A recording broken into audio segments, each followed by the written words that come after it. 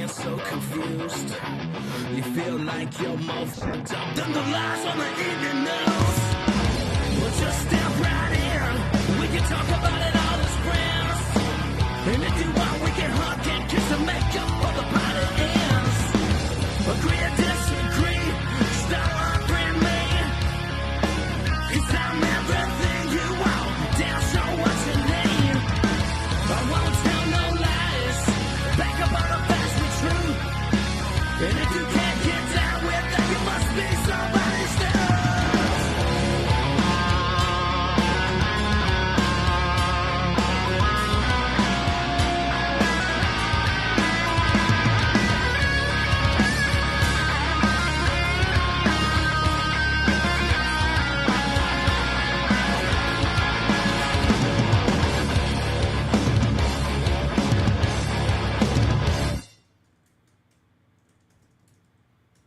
Hey, Hogs Twins here. Check out our friend Matthew Spirit at his podcast at The Dumb Show and his website, don'tunfriendme.com. Yeah.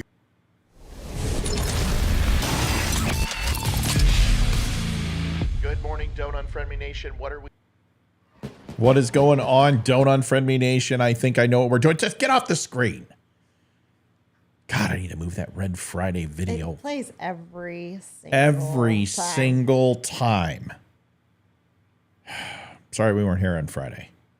It's a long day. It was a long week. Yes, it was. Last week sucked. I mean, it was a crazy ass week. Yeah, it was a long day at work. Tries are looking great. Oh.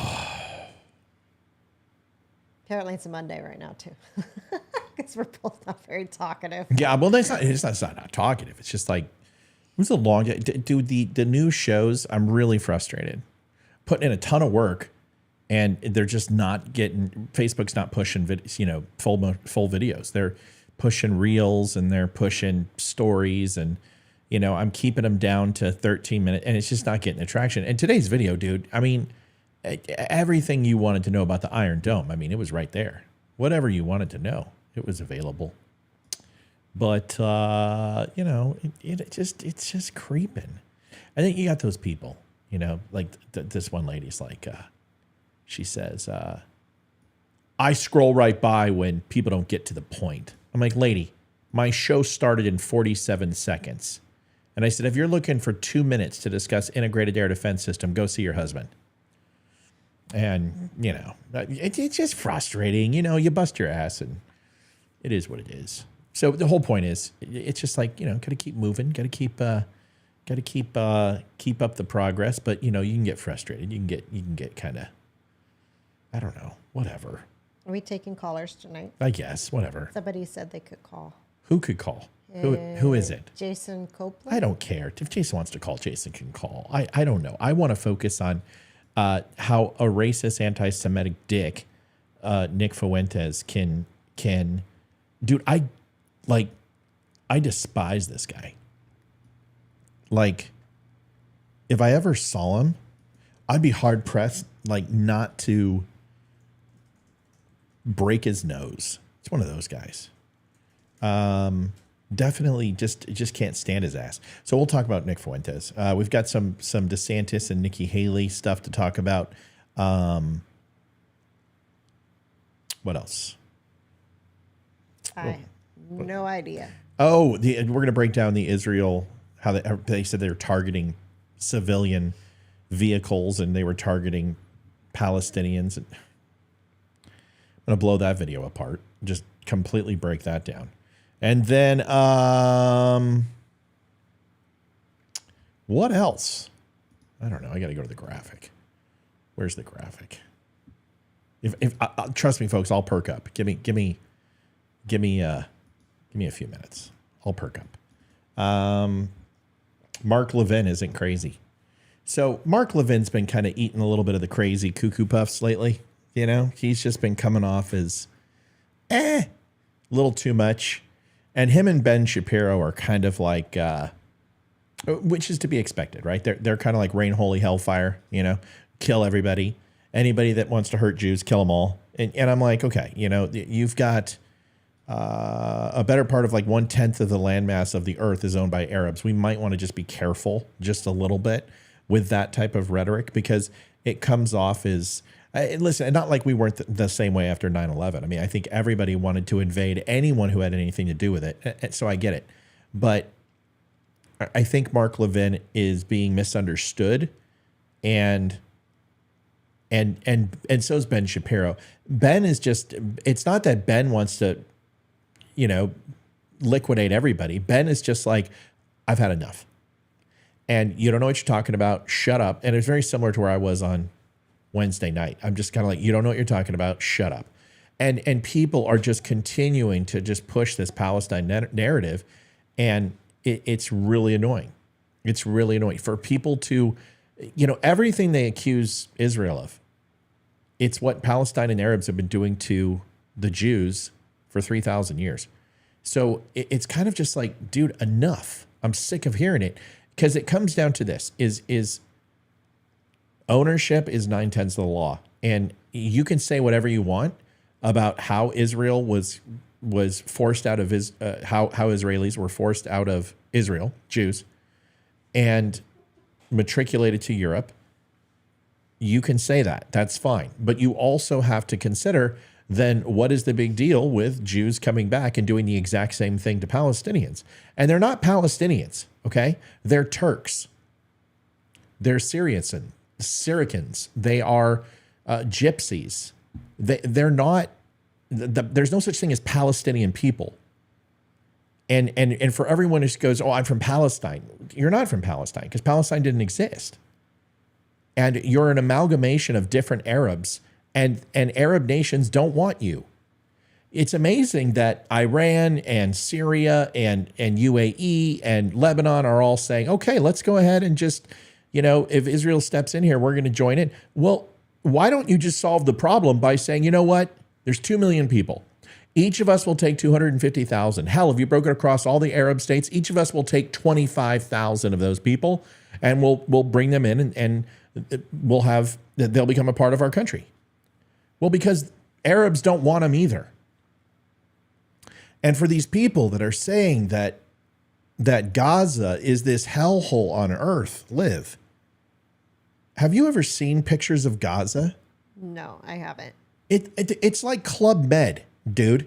Like some of the coastal areas are like Greece and Haiti and Hawaii. I mean, it's not like Gaza's a third world country, for God's sakes. And then everyone's like, oh, well, Israel's cutting off all their power and off their water. They provide 11% of their water. 11%.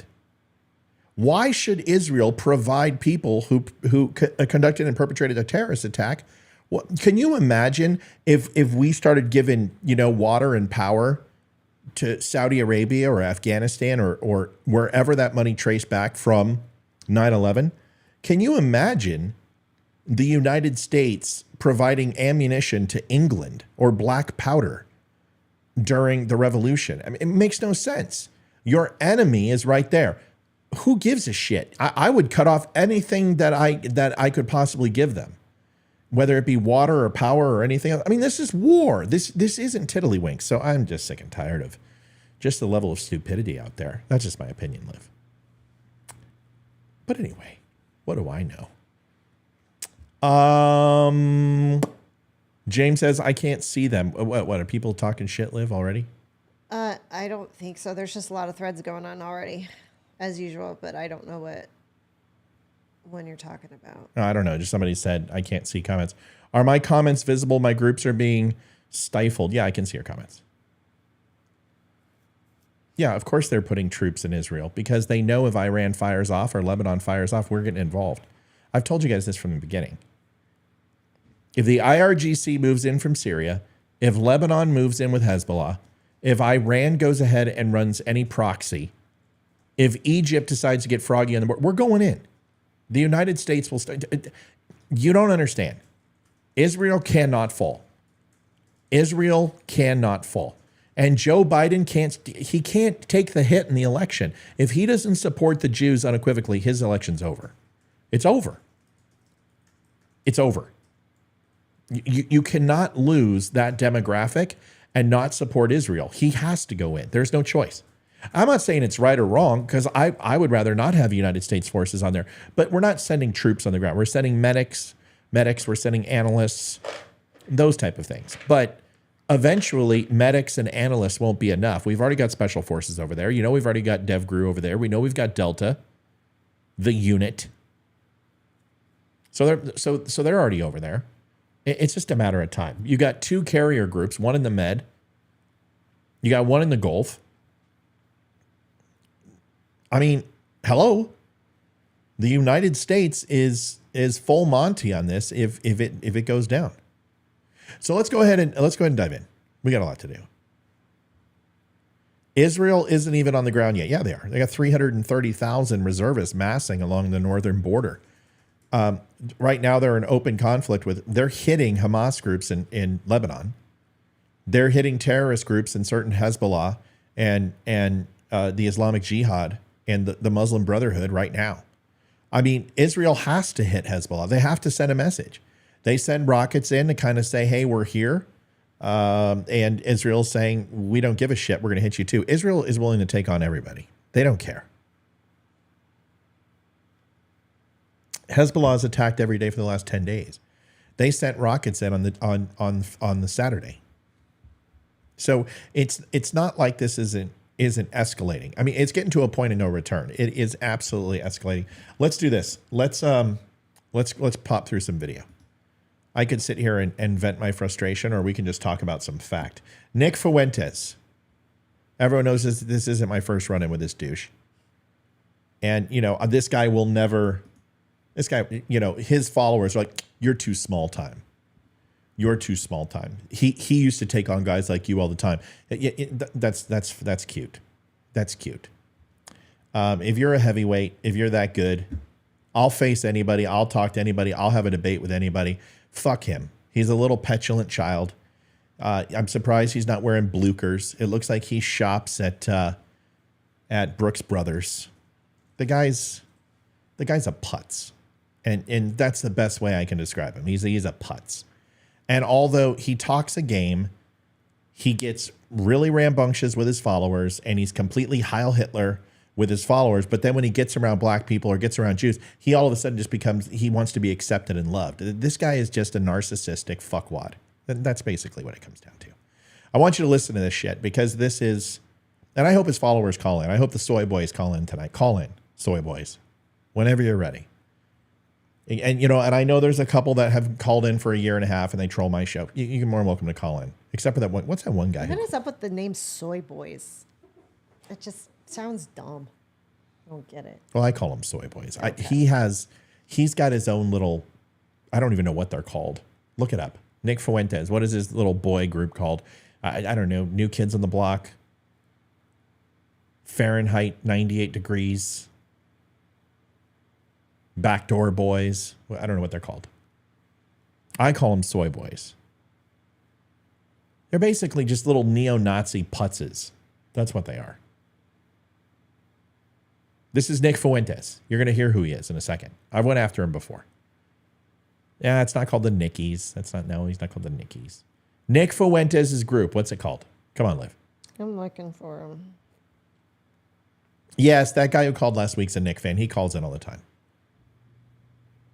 That's why you call them soy boys, because soy isn't good for the testosterone. These guys are all prepubescent dipshits. That's it. This is the guy that hung out with Maya Yiannopoulos. This is the guy that hung out with Kanye.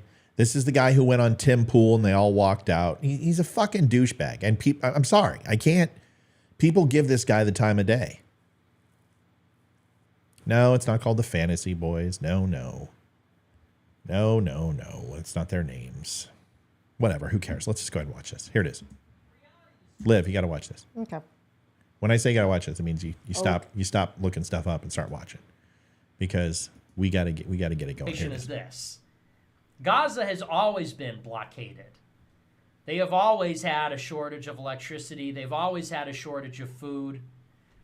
After Israel withdrew militarily from the Gaza Strip 17 years ago, their unemployment was like 50%. So this is a territory which is, some have described it as an open air concentration camp because the Israelis have literally built walls to enclose it. And all food, medicine, anything that gets into the territory is. I'm already pissed off. It's okay. There's a picture of Gaza. Here's another picture of Gaza. Wow, this place is ugly. Look how horrible this is. Oh, it's totally a concentration camp. You know what I mean? I mean, look at what we've got. Oh, who could stand this? Who could possibly? Oh, here's a guy who's like doing the limbo on the beach. Oh yeah. Ugh. Gosh, look at this. Look at these horrid conditions. It's like Watts.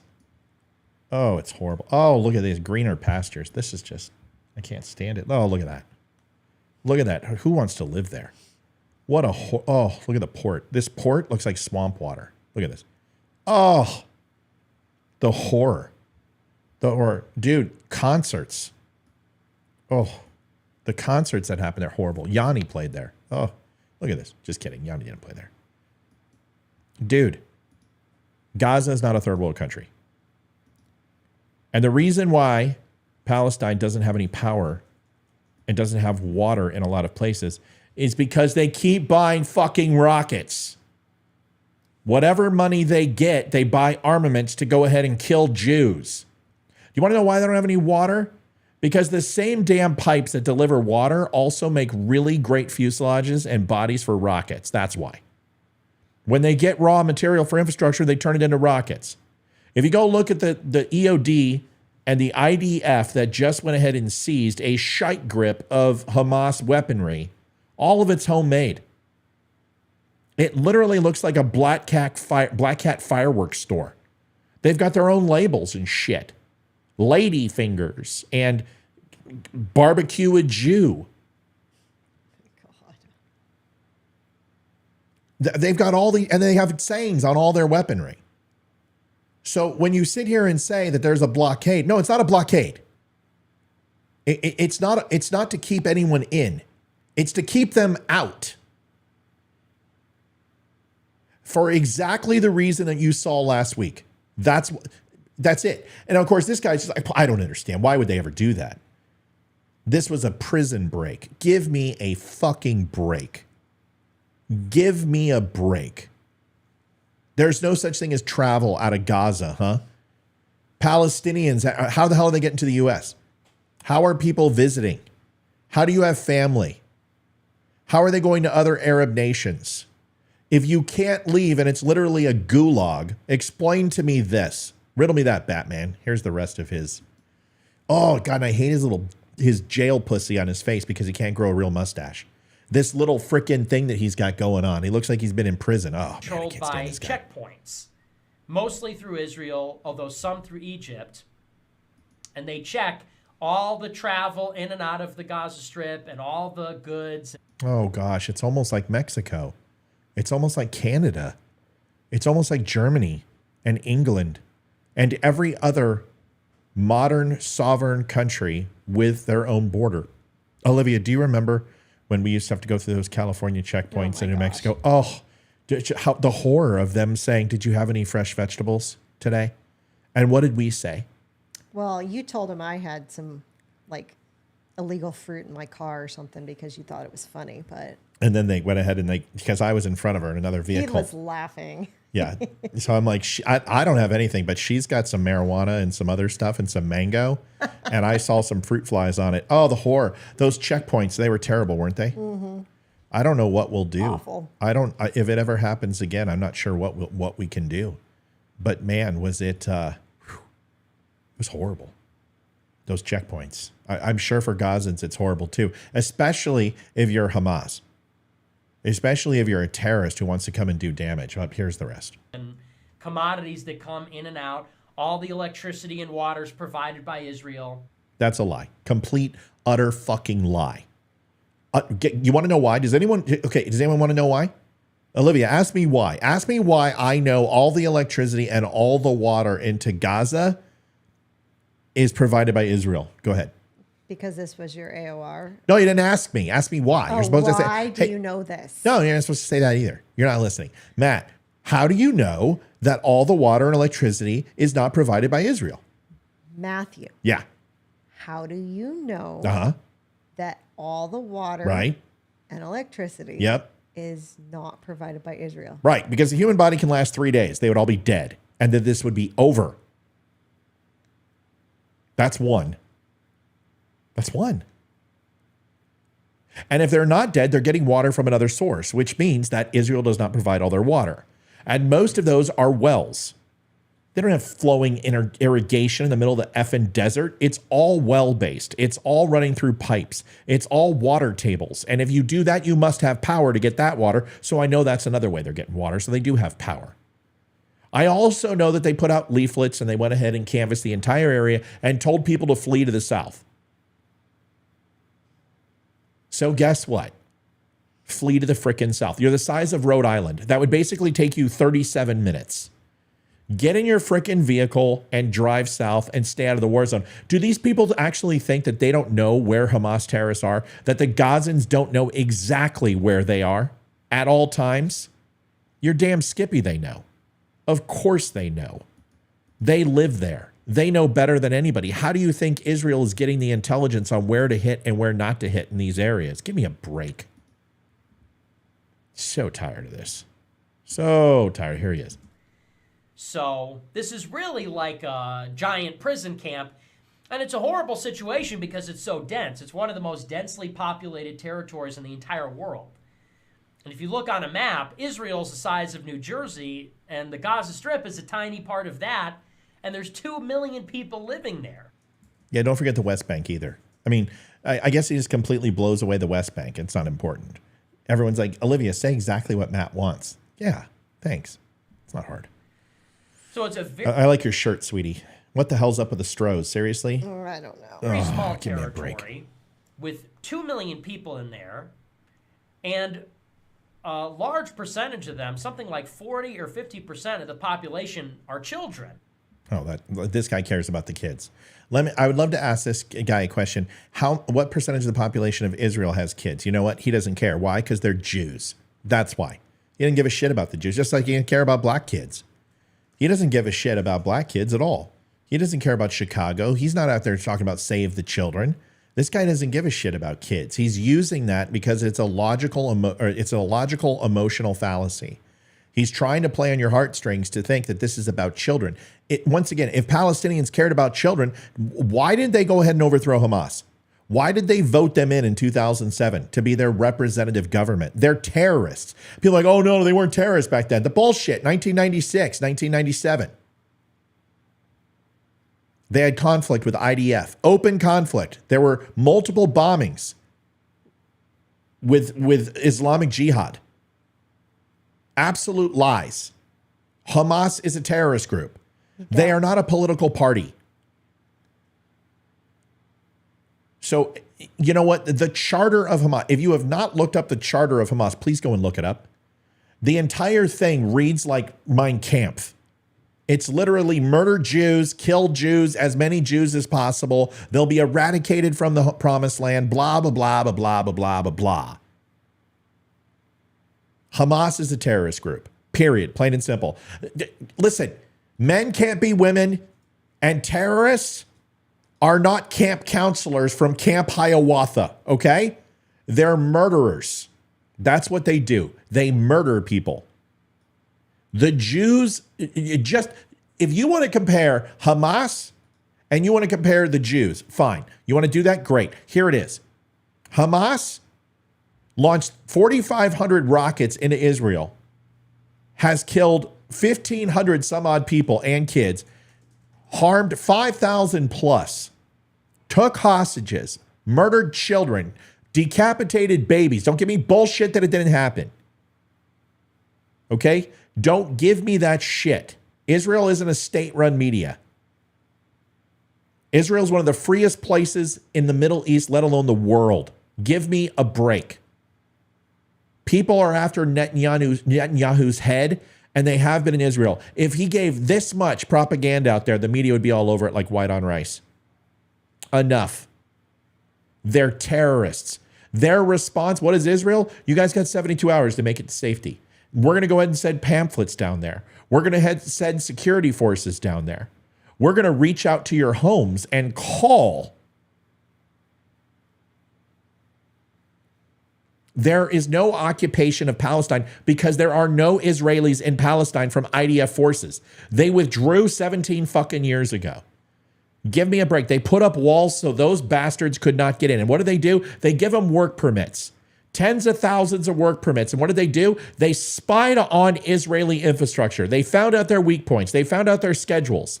They found out their military distribution, their infrastructure, the areas that could hurt them the worst, and then they attacked. The Israelis tried to make peace. They tried to do what the Arab nations wanted.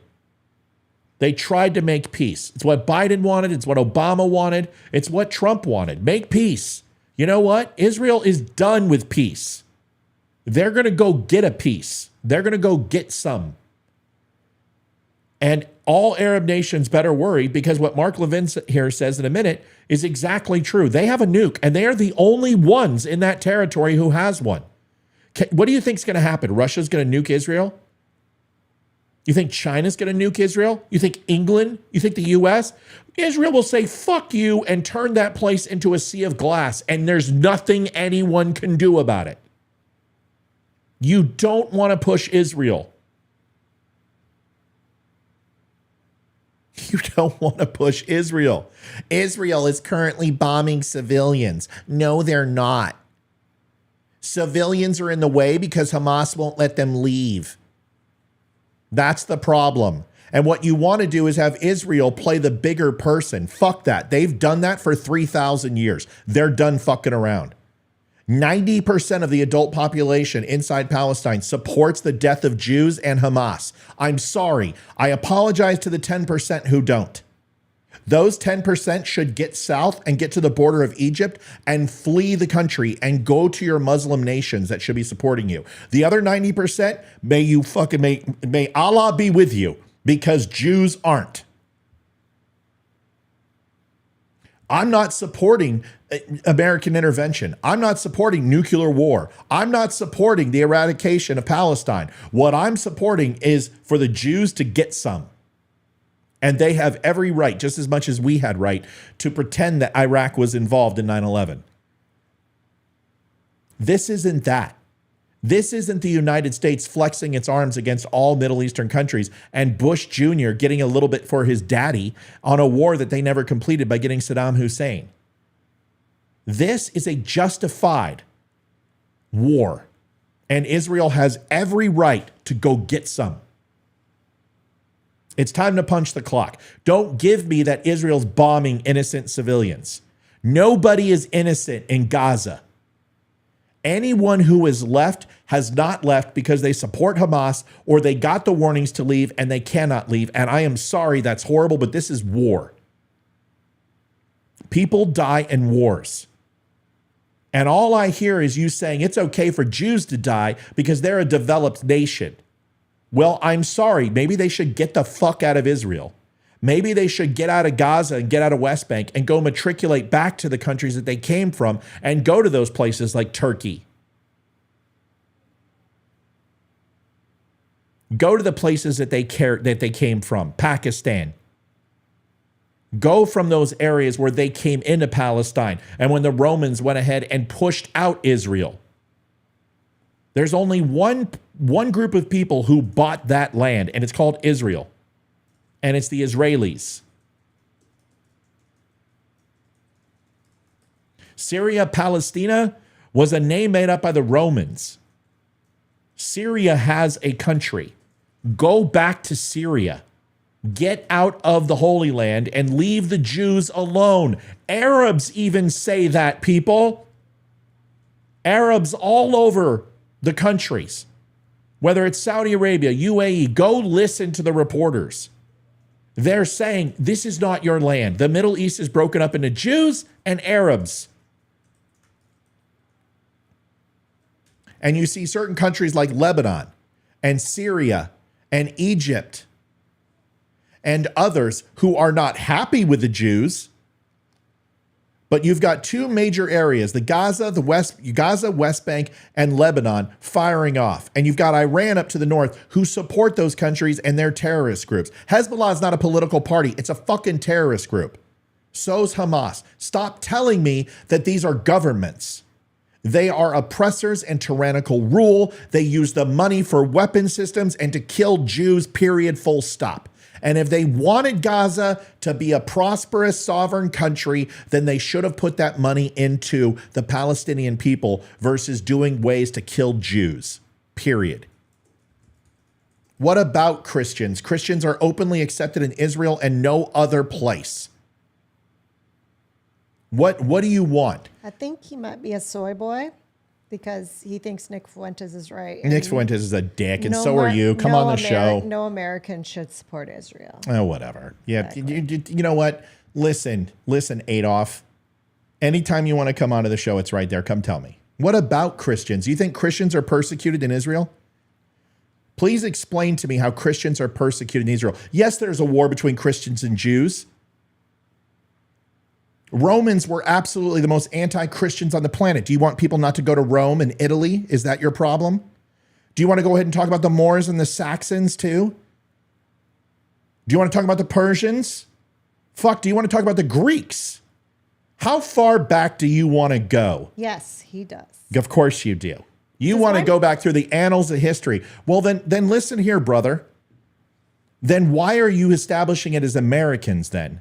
Because the history of America is a lot shorter than when you're diving back into. You weren't even itching your daddy's pants, and neither was this country. So why are you classifying it as Americans? That's what doesn't make sense to me. Why are you saying Americans? If you want to go and specifically say Christians, fine. We can talk about the persecution of Christians. It still happens today.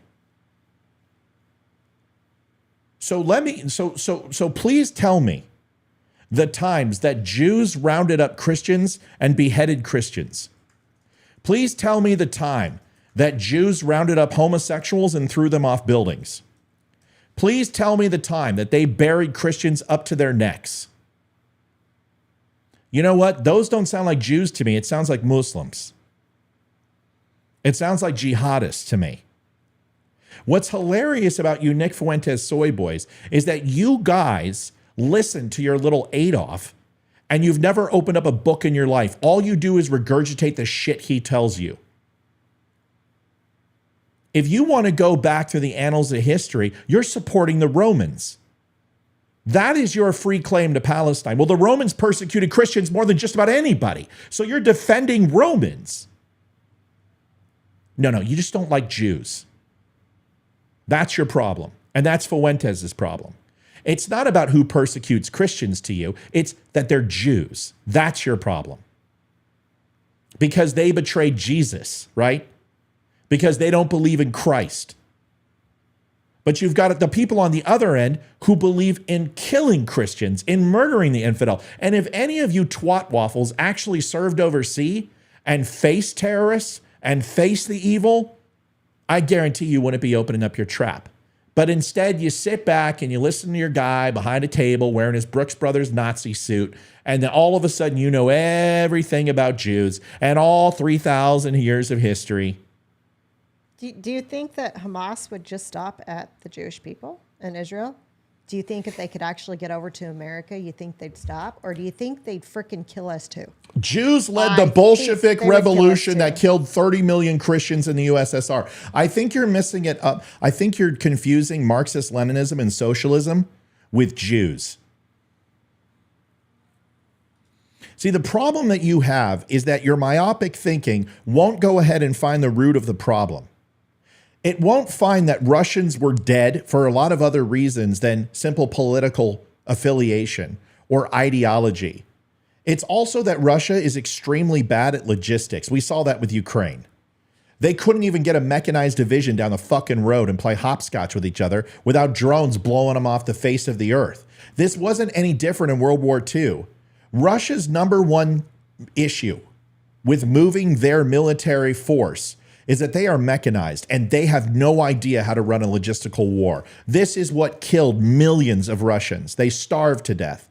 You're making it sound like Jews went ahead and created concentration camps. Oh, no, I forgot. That's you fucking people. You Nazi supporters. Oh, it didn't happen. The Holocaust isn't real. Right, but 30 million Russians dying is. Give me a break. Vito, if you knew, listen, are you Italian? Your name's Vito Carlucci? Yeah. You're Italian. And you're going to sit here and you're going to pretend that you're clean as driven snow.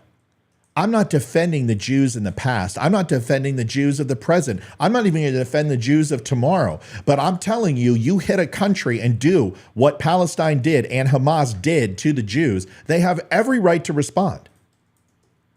Because here's the question, genius. What if someone did that to the United States? What do you think should happen? Well, let me guess. 9/11 wasn't real? So nothing? It was all an inside job by George Bush because he was a Jew? Is that what it is? See, you guys are so far-fetched. You're so far down the rabbit hole that you can't see the basics. You've never been to Israel. You have no idea what it like. You have no idea what it smells like. You have no idea what the sand feels like under your feet. You have no idea what the cobblestone and sandstone looks like. You have no idea what the history is. You have no idea what gold looks like and the temples look like. You have no idea what the color of the earth is. You don't know what the water tastes like. You don't know the smells in the street. You have no idea anything about Israel. All you have is what Nick Fuentes tells you. Let's listen to the rest of this dipshit. So it's poor. They're without electricity. They're without the food they need. All of it, again, is controlled tightly through these border checkpoints. All movement of goods and people is controlled by Israel and Egypt. That was the situation for the last 6. What did I tell you? Vito comes in. 9/11 was caused by Israel to fight their wars. Are you serious? Source, trust me, bro. See, I can't see all the comments. Source, I can't see them all. Trust me, bro. Oh, then you got people from the deep Yeah, web. he's funny. Matt sounds like he lives in San Francisco. How embarrassing. Why are you cruising for a piece of ass? Is it You also have a lisp, dear. it's the same fucking guy. We banned him last time. Just ban him again. Who said that? Is that the... People from the deep. Yeah, just ban him. He's the same douchebag that tried to come on the show but can't actually argue his points and has to act like a fucking clown. I told you he was going to show up tonight. He always does. Here it is. 15 years. So the Gaza... Dude, you guys have such a fucking hard-on for this guy. You guys... It's amazing. I was just You saying guys that. carry water for this guy. It's... You know what's funny? You make homophobic reference to me with San Francisco, which is fine because I'm comfortable with my sexuality. You know? I've already said I would bend Ryan Reynolds over the table. But... You guys have such a fucking hard-on for Nick Fuentes. You have such a freaking hard-on for this kid that you carry his water 24 hours, 7 days a week, and he doesn't even have the balls to come on this show. And if you think he hasn't seen it, if you think he hasn't run across it in 3 years, you know he has. This guy is a pussy, and he's always been a pussy. Strip basically exploded into Israel. It's really more like a prison break than... America must liberate itself from the Zionists. A Zionist is anyone who isn't white and you don't agree with. And people talk about the carnage and the violence, but nobody talks about the situation that's been there for 16 years and even beyond. Did you ban Nobody Twat talks off about of how YouTube? bad it is Good. in this territory. Every time he pops up, just ban him. People say my So the mic's situation... No, he's off. still there. You didn't ban him. Exploded. They've been driven back Well, I can't see inside him. their It says the pen. message was hidden. I And don't now know. I blocked they're him. being completely bombed. He's still there. You with got to block nowhere him. to You got to run. physically go into YouTube. And all I of their, can't. I'm not a like I mod. said, vital resources. This is the are kid who's being now restricted. questioning my physique, but we all saw him on And fucking it's camera. interesting, Netanyahu, when The he guy's got a announced that gut, the looks like he's Gaza 6 months Strip would pregnant, be under siege, half balding. he said that Some he was people going say to my give mic's so notice loud. so that all the women, children, and civilians could evacuate. Many people said right after, well, where are they going to evacuate to? They're totally locked in. They have the sea on one side. They have Israel on the other. Where are they going to go? I don't know, the Arab states? And that's the problem. They have nowhere to go. They're not going anywhere. So when they shut off the electricity and the food and the water and all these resources, and then they start bombing them, this is like a medieval, like genocidal siege. Like they are locking these people in and then bombing them. They're locking them in, no vital or necessary goods, and then they're dropping bombs on them. And then it seems as though they're going to go in and invade. So that's the situation. So all the sources for Mr. Fuentes, as always, are trust me, bro. Trust me. I know the difference. This guy doesn't have any facts. Nothing he says is accurate. Israel has responded to attacks from 2007, 2021. Israel has not invaded Gaza. They have not invaded the West Bank. Yet he continues to claim that they're bombing haphazardly all civilians. If Israel wanted to destroy Gaza and flatten Gaza and kill every Palestinian, they would have. It's not hard. It's not hard to question people like this because the only thing he's doing, he doesn't believe any of this. Nick doesn't believe anything that he's saying. The reason why Nick doesn't believe what he's saying, he's doing it for clicks. And these soy boys who come and defend him, these little neo-Nazi douche plows, come and defend him because he can't defend himself. He's been banned from every channel he's participated in. He's becoming obsolete. He doesn't have Donald Trump's ear. Milo Yiannopoulos is one of his best friends along with Kanye. This guy surrounds himself with batshit crazy people. The women co-host is clearly uncomfortable with the guy's what does he say? Histrionic? Meltdown. Very unmanly behavior from this guy. Vito, I got an idea. I'll give. Look, why don't you come? Show you how. Come on, Lion. No. Gross. I'm gay. Go sit down. No. Not on TV. I'm gay. Get away. Ugh. God, gross. Ugh. I know. Jeez. Ugh. That was disgusting. God, cooties. Totally uncomfortable. I don't want to make out with you in front of all these I want to people. make out. Well, what the hell are you trying to do? Just gonna give you a kiss on the cheek. I don't know. That didn't feel like a kiss on the cheek. It sounded like we need to black out the screen for a minute. Vito, why don't you come on live? Why are all of you guys the biggest pussies in the world that all you do is talk? I'm going to have to ban you, bro. I'm going to have to ban you because I can't stand by cowards. You're a coward. You should come on.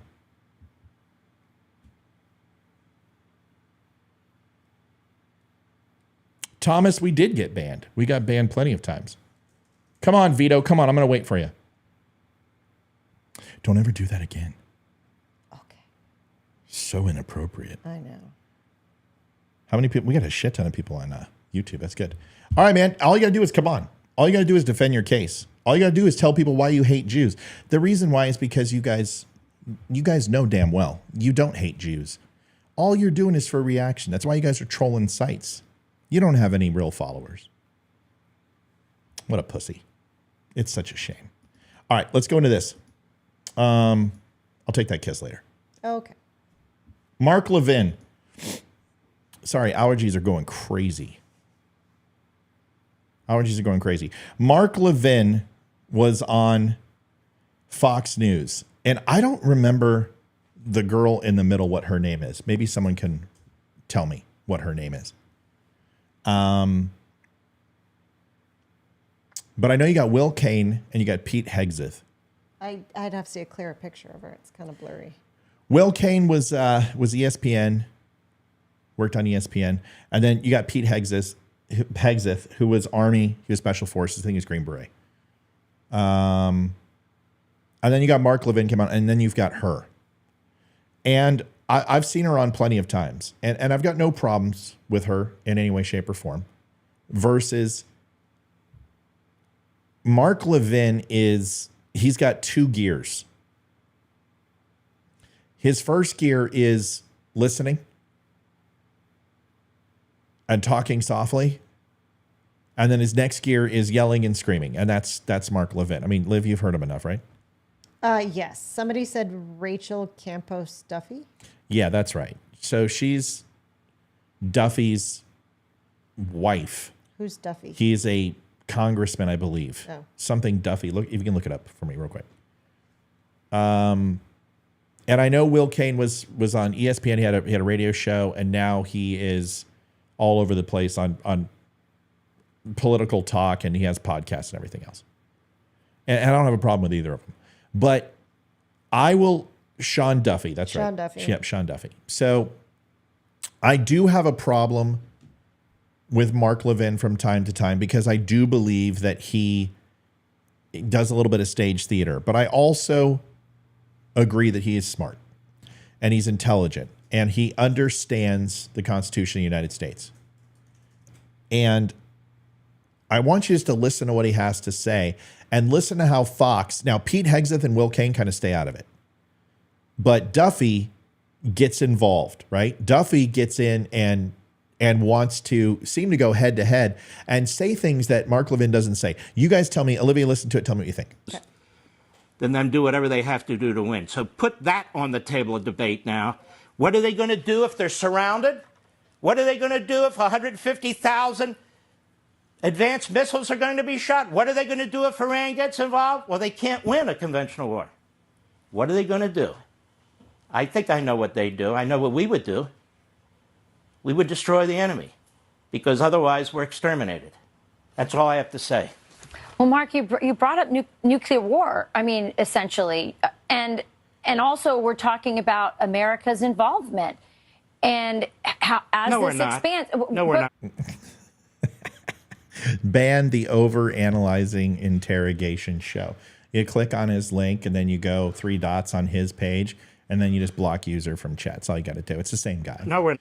It's the fat, balding, projectionist soy boy who's 26 years old and looks like he's 40. How do I get this No, we're not. stupid If you drop emoji thing Look. off my right side so I can I'm get sorry. to it? What are you talking about? Oh, in my chat, I can't get to Where? it. Right here. I don't know what that is. I can't There's- see it. You have to move the computer to me. Okay. Olivia, I can't. Just pull, honey. I got it now. Somebody said something. Somebody said something. What's something? I'll tell you later. Oh, okay. All right. Yeah, just block him. I that's much better. Hold on. Yeah. Rachel, when you ask questions like that, you need to answer them, not just ask them. What's hilarious is with the soy boys is why do you guys have like 70 accounts? It's because they're constantly getting banned. That's all you do is troll for Nick Fuentes, man. It's cracks you know, me if up. you had here's the thing. Is you guys won't even come on and debate your points. All you want to do is play grab ass. All you want to do is make jokes. That's all you want to do. You can't even argue your points. It's pathetic. And if I'm not right, then why do you continue to troll the show?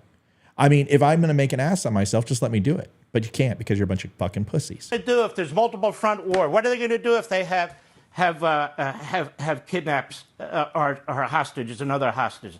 What are they going to do? Die, I guess. We had a general on earlier in the show who said that our military is not doing well. You know, recruitments are low. They're not focused. He described a military that's not prepared in many ways, and yet there we are in Ukraine. We could have another front here. China's on the move. I mean, Vito says I look like Ben Roethlisberger. Yeah, but nobody knows what you look like, Vito, because you don't have a picture and you're an Anon account. I mean, seriously, dude. So I'd rather look like Ben Roethlisberger than, why don't you share a picture of what you look like? We would love to do that. Why don't you come on live? Why don't you share your thoughts, Vito? Why don't you share your amazing history and your amazing grasp of the world today? I'm sure we would all love to hear it, since you hate Jews. Because you're afraid. Because you know exactly what's going to happen. You're going to get outed. You'll never get a job. You'll be a loser. That girlfriend that you inflate every single night, she'll just hiss at you as you throttle her way too hard. We understand how it goes, dude. Vito, you don't have to not like yourself. Just because you're fat and just because you're balding doesn't mean you can't come on here and take a look and have a conversation with me. I'll black out your image. You can just go ahead and talk. It'll be fantastic. this has to be, we have to pause and think a little bit here because it just sounds like a roll towards Rachel. war. All right, Vito, you got to go, buddy. Sorry, I gave you a shot, dude. I mean, at least I gave you a chance.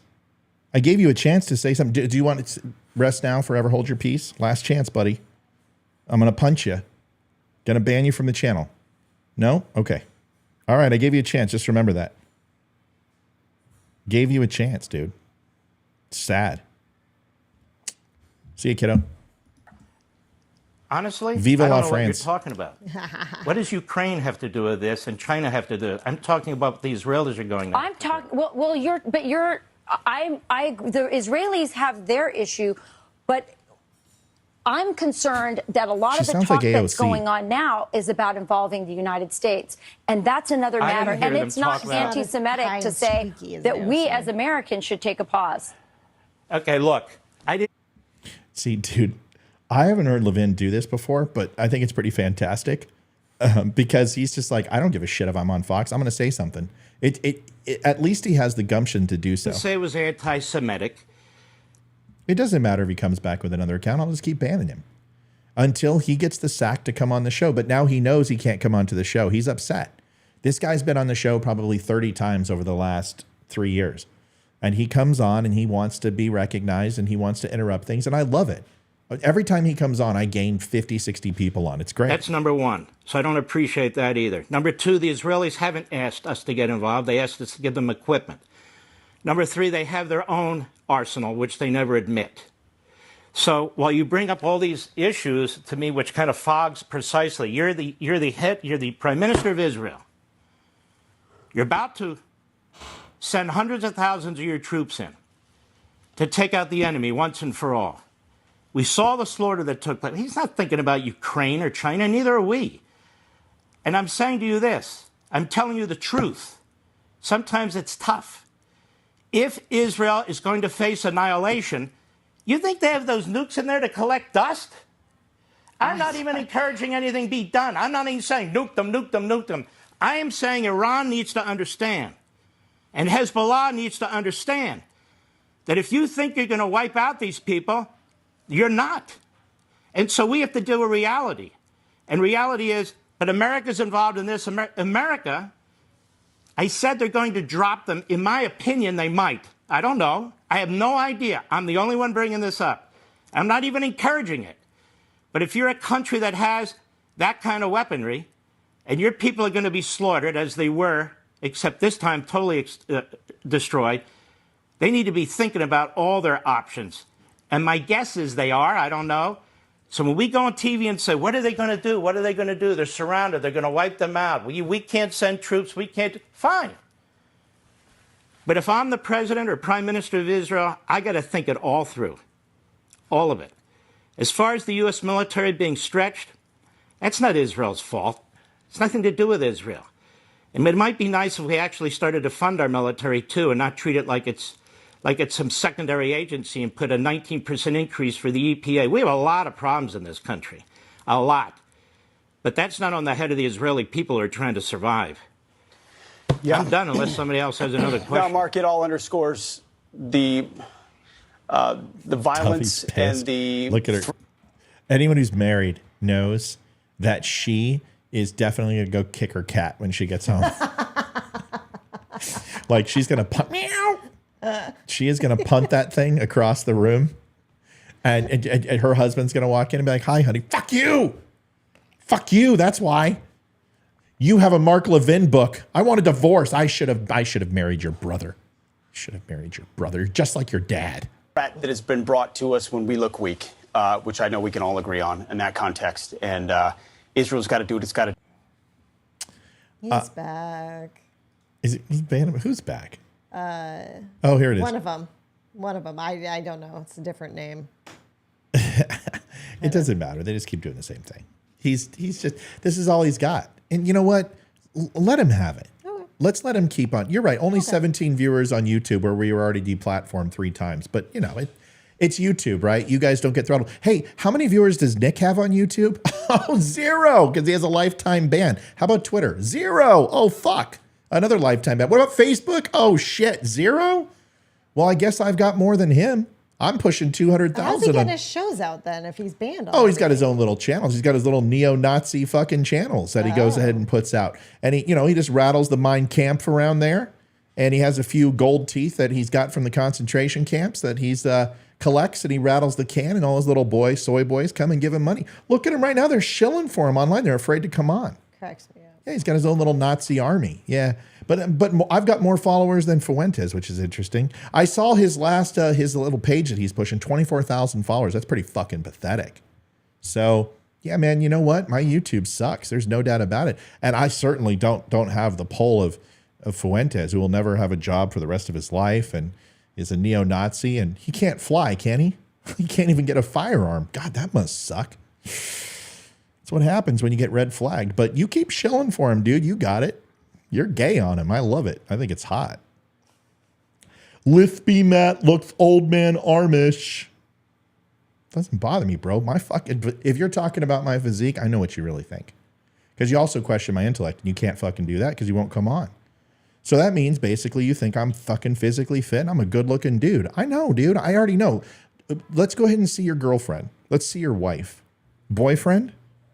Come on. Is she a tranny? I got a feeling. That's why you said San Francisco. You project. I know you Nazis. You guys fucking soy boys. All right, let's get to it. Leave him on here. Let's let him stay on. He's got to get it off somehow. The only way to do that is to go ahead and talk about how I look like Ben Roethlisberger and have a lisp. Well, you also talk like you're from San Francisco. Well, San Francisco would be like this, and I would talk like this. Do you want me to go slower, bro? Do you want me to turn the lights down? Here, let's turn the lights down. Let's give him what he wants. Next video. You know what? I have an OnlyFans. If you want to join that, you can stop on by and talk about my arms all you want. Here is an interview. This is interesting. This is an interview with Ron DeSantis, and I want. Where are you going? Oh, have fun. So here, dude. I'll do this with my arms. Come in here. You know. Okay. So Ron DeSantis. It's an interesting thing because Nikki Haley actually responded, and it's interesting. He had something to say in regards to the Palestinian refugees and Joe Biden talking about allowing refugees to come to the United States. And Nikki Haley said a few things in regards to Palestine and compared it to Iran and also other countries. And let's listen to this, and then we can listen to Nikki Haley. To that point, you've made it very clear that you do not think the U.S. should take in any refugees from Gaza. One of the reasons you gave for that is you said that all the people in Gaza are anti-Semitic. You have received some pushback on that, including from some Republicans, including some of your Republican opponents. Nikki Haley, for example, said today that, quote, America has always been sympathetic to the fact that you can separate civilians from terrorists. She also said that many of these people want to be free from this terrorist. That's not the question. It's not the question of whether they're all terrorists. In Gaza, they teach the kids to hate Jews. If you look at the textbooks, Israel is not on the map of the Middle East. And so this is embedded in the culture. I think it's a very toxic culture. I think that's part of the reason Gaza turned to Hamas. And the idea, they elected Hamas, and there's a lot of support for Hamas there. So that's a very toxic culture. And I worry about importing that to our country. And this was really bracing for me to watch. When the blood wasn't even dry off these Israeli citizens who were victimized by Hamas, you had people. What was your response when you heard what Governor DeSantis said? Celebrating Hamas. Now, look, you can have different views on Middle East politics. It's a free country. But to go out and celebrate them lobbing off the heads of babies and doing what we're doing in some of our major cities, that was really, really bracing. And honestly, it brought me back to memories. One of the searing memories I have from September 11th, 2001 is almost the entire world came together to condemn what had happened, Stand With America. The people that were cheering, though, there were Palestinian Arabs cheering on. What's up, mate? Love you, son. Love you. Good night, buddy. Good night, pal. Love you, Bubba. See ya. We need the show, buddy. Good night. So, go ahead and close the door. Thanks. So, just FYI, you just left me because you're sick of my stuff, and you had to go and vent and go into the bathroom and cry because I don't fulfill you as a man anymore. Got it. Okay. So I just wanted to let you know I'm sorry, and maybe one day you could come back to me and forgive me because you're sick of my BS and you don't like my lisp, and you don't like that I look like Ben Roethlisberger. I'm sorry. I wish I could be the real man for you, although I won't be able to, so I'm sorry. Oh, trust me, you fulfill me every night. You're good. Boom! the streets of the West Bank and Gaza. Well, and that was condemned by a lot of folks. And someone like Nikki Haley, for example, has condemned that. She's very pro-Israel, but she's taken a slightly more sympathetic look, I get it. stance Nikki on this Haley conflict. would import people That's been her position. I get that. That's she not wants necessarily to her stance, but she says well, we should I be would more not import. sympathetic I would and not see import. the humanity potentially in the folks that are. But you also have to speak the truth. And the truth is, in Gaza, it's a dysfunctional, toxic society, in part because they teach young people to hate Jews. That is endemic to their culture. And, you know, we've been dealing with this issue. I remember in Congress, people tried to defund some of the money going to the textbooks, but it is really, really bad. And so you just have to understand that. And it doesn't mean that they're all members of Hamas, but what it does mean is that's not something you want to import into the United States. So that's where you differ from your opponent, Nikki Haley, there. I'm willing to speak the truth. She's trying to be politically correct. She's trying to please the media and people on the left. I don't care about that. I'm going to speak the truth and let the chips fall where they may. There's a lot of polling that has shown that a large percentage of those folks in Gaza do not want to be under Hamas rule. Well, I don't think that you're going to find a lot of polling suggesting that they believe Israel has a right to exist as a Jewish state, and I don't think you would find a lot of pro-Jewish sentiment amongst the population, because you'd be persona non grata there if you took that position. Livia, I know you didn't get a chance to hear everything, but Ron DeSantis essentially is saying that, bringing over Palestinians from Gaza, refugees, and putting them into the United States is dangerous. I would happen to agree with that. Okay.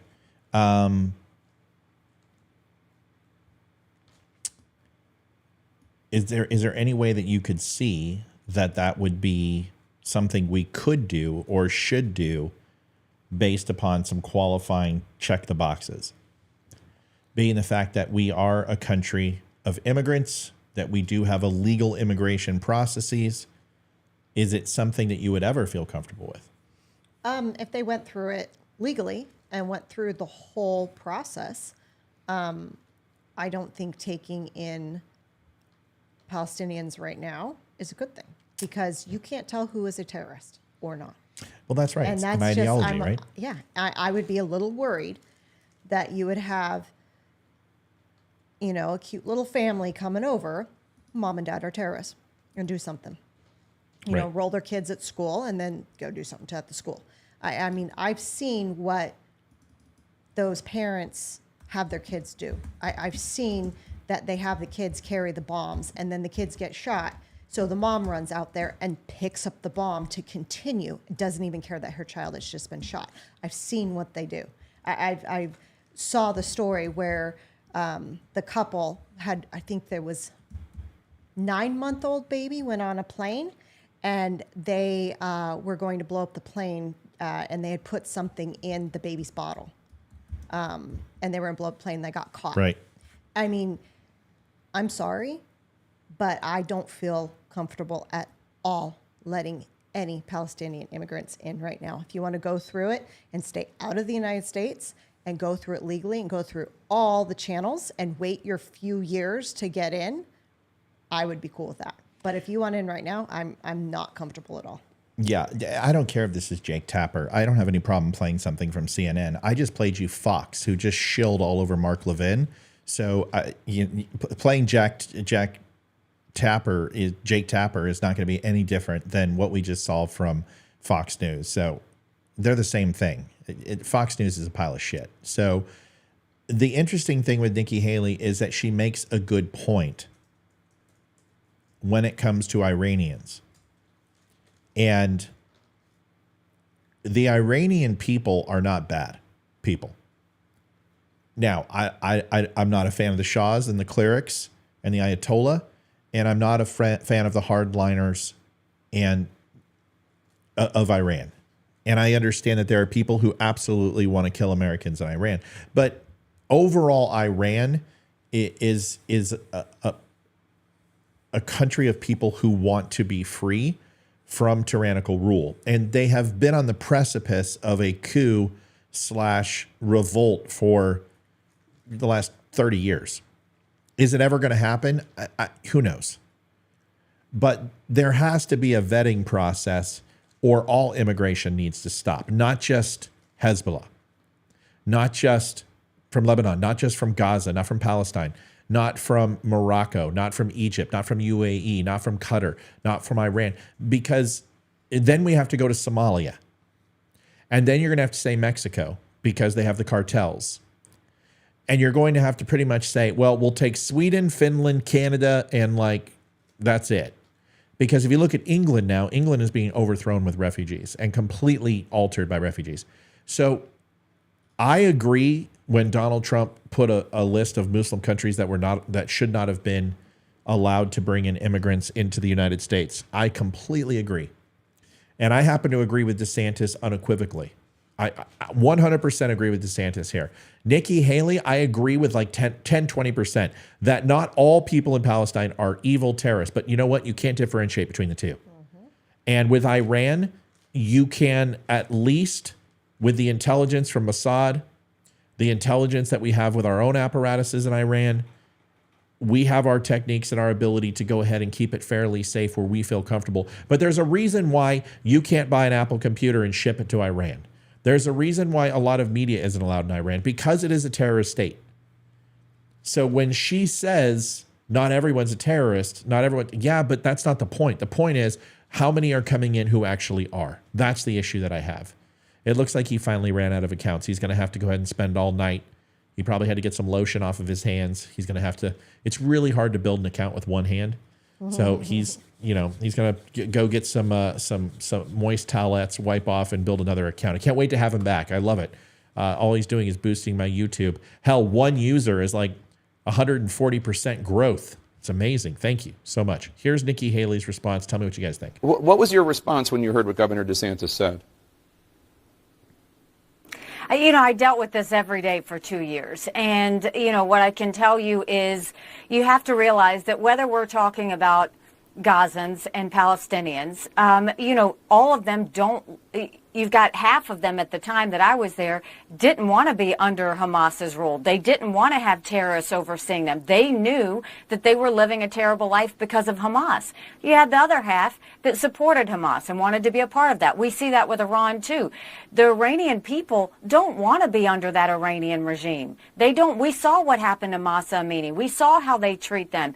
There are so many of these people who want to be free from this terrorist rule. They want to be free from all of that. And America's always been sympathetic to the fact that you can separate civilians from terrorists. And that's what we have to do. No one ever said Nikki Haley's going to be the president of the United States. Those words never escaped my lips. I said Nikki Haley would make a good vice president for somebody and make a good choice.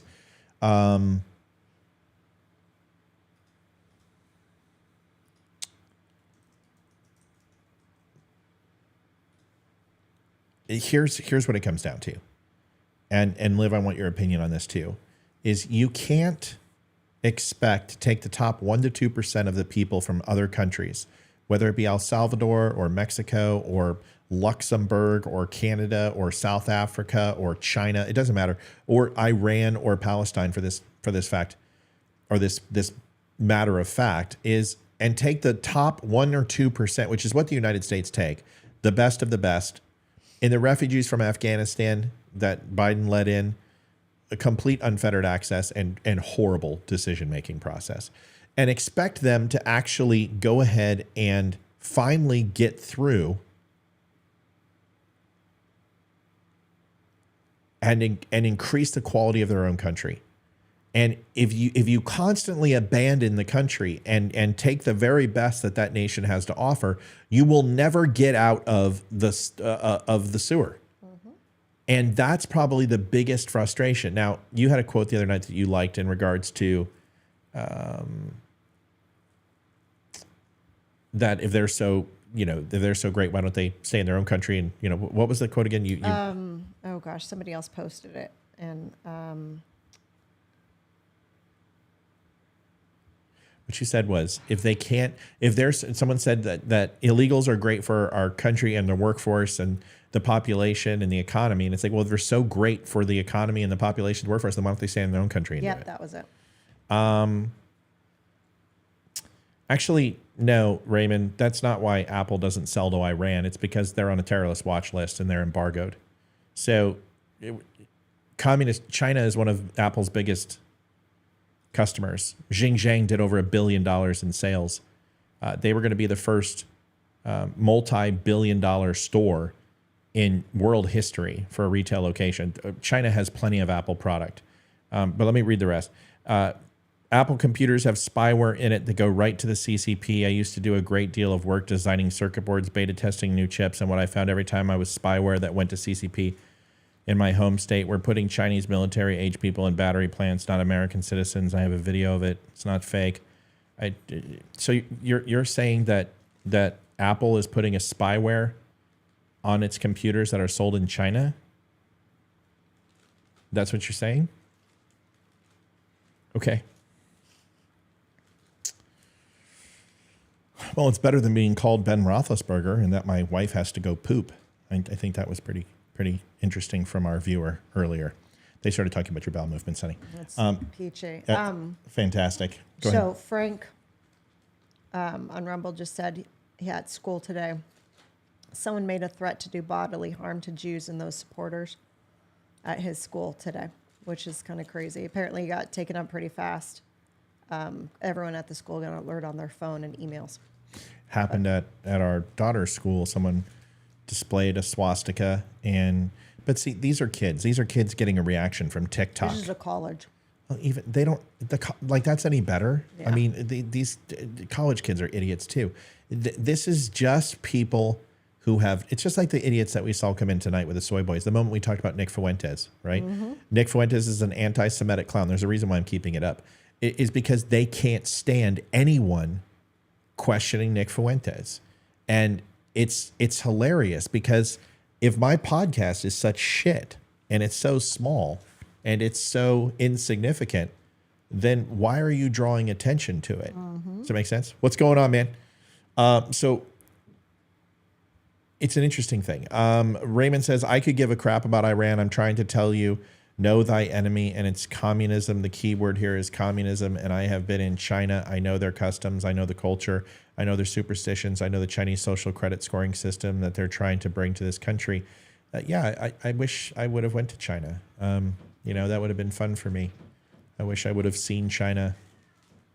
Wish I would have seen all the wonderful things that China had to offer, including the CCP. Would you get her to stop, please? Yeah. Including all the amazing intelligence apparatuses and military. Gosh, if only I had any experience with China. Yeah, I understand. Bro, communism is a fleeting, inconsequential theory of practice that has failed countless times around the world. And there is a reason why communism and socialism isn't successful, and that's because it's not designed to do so.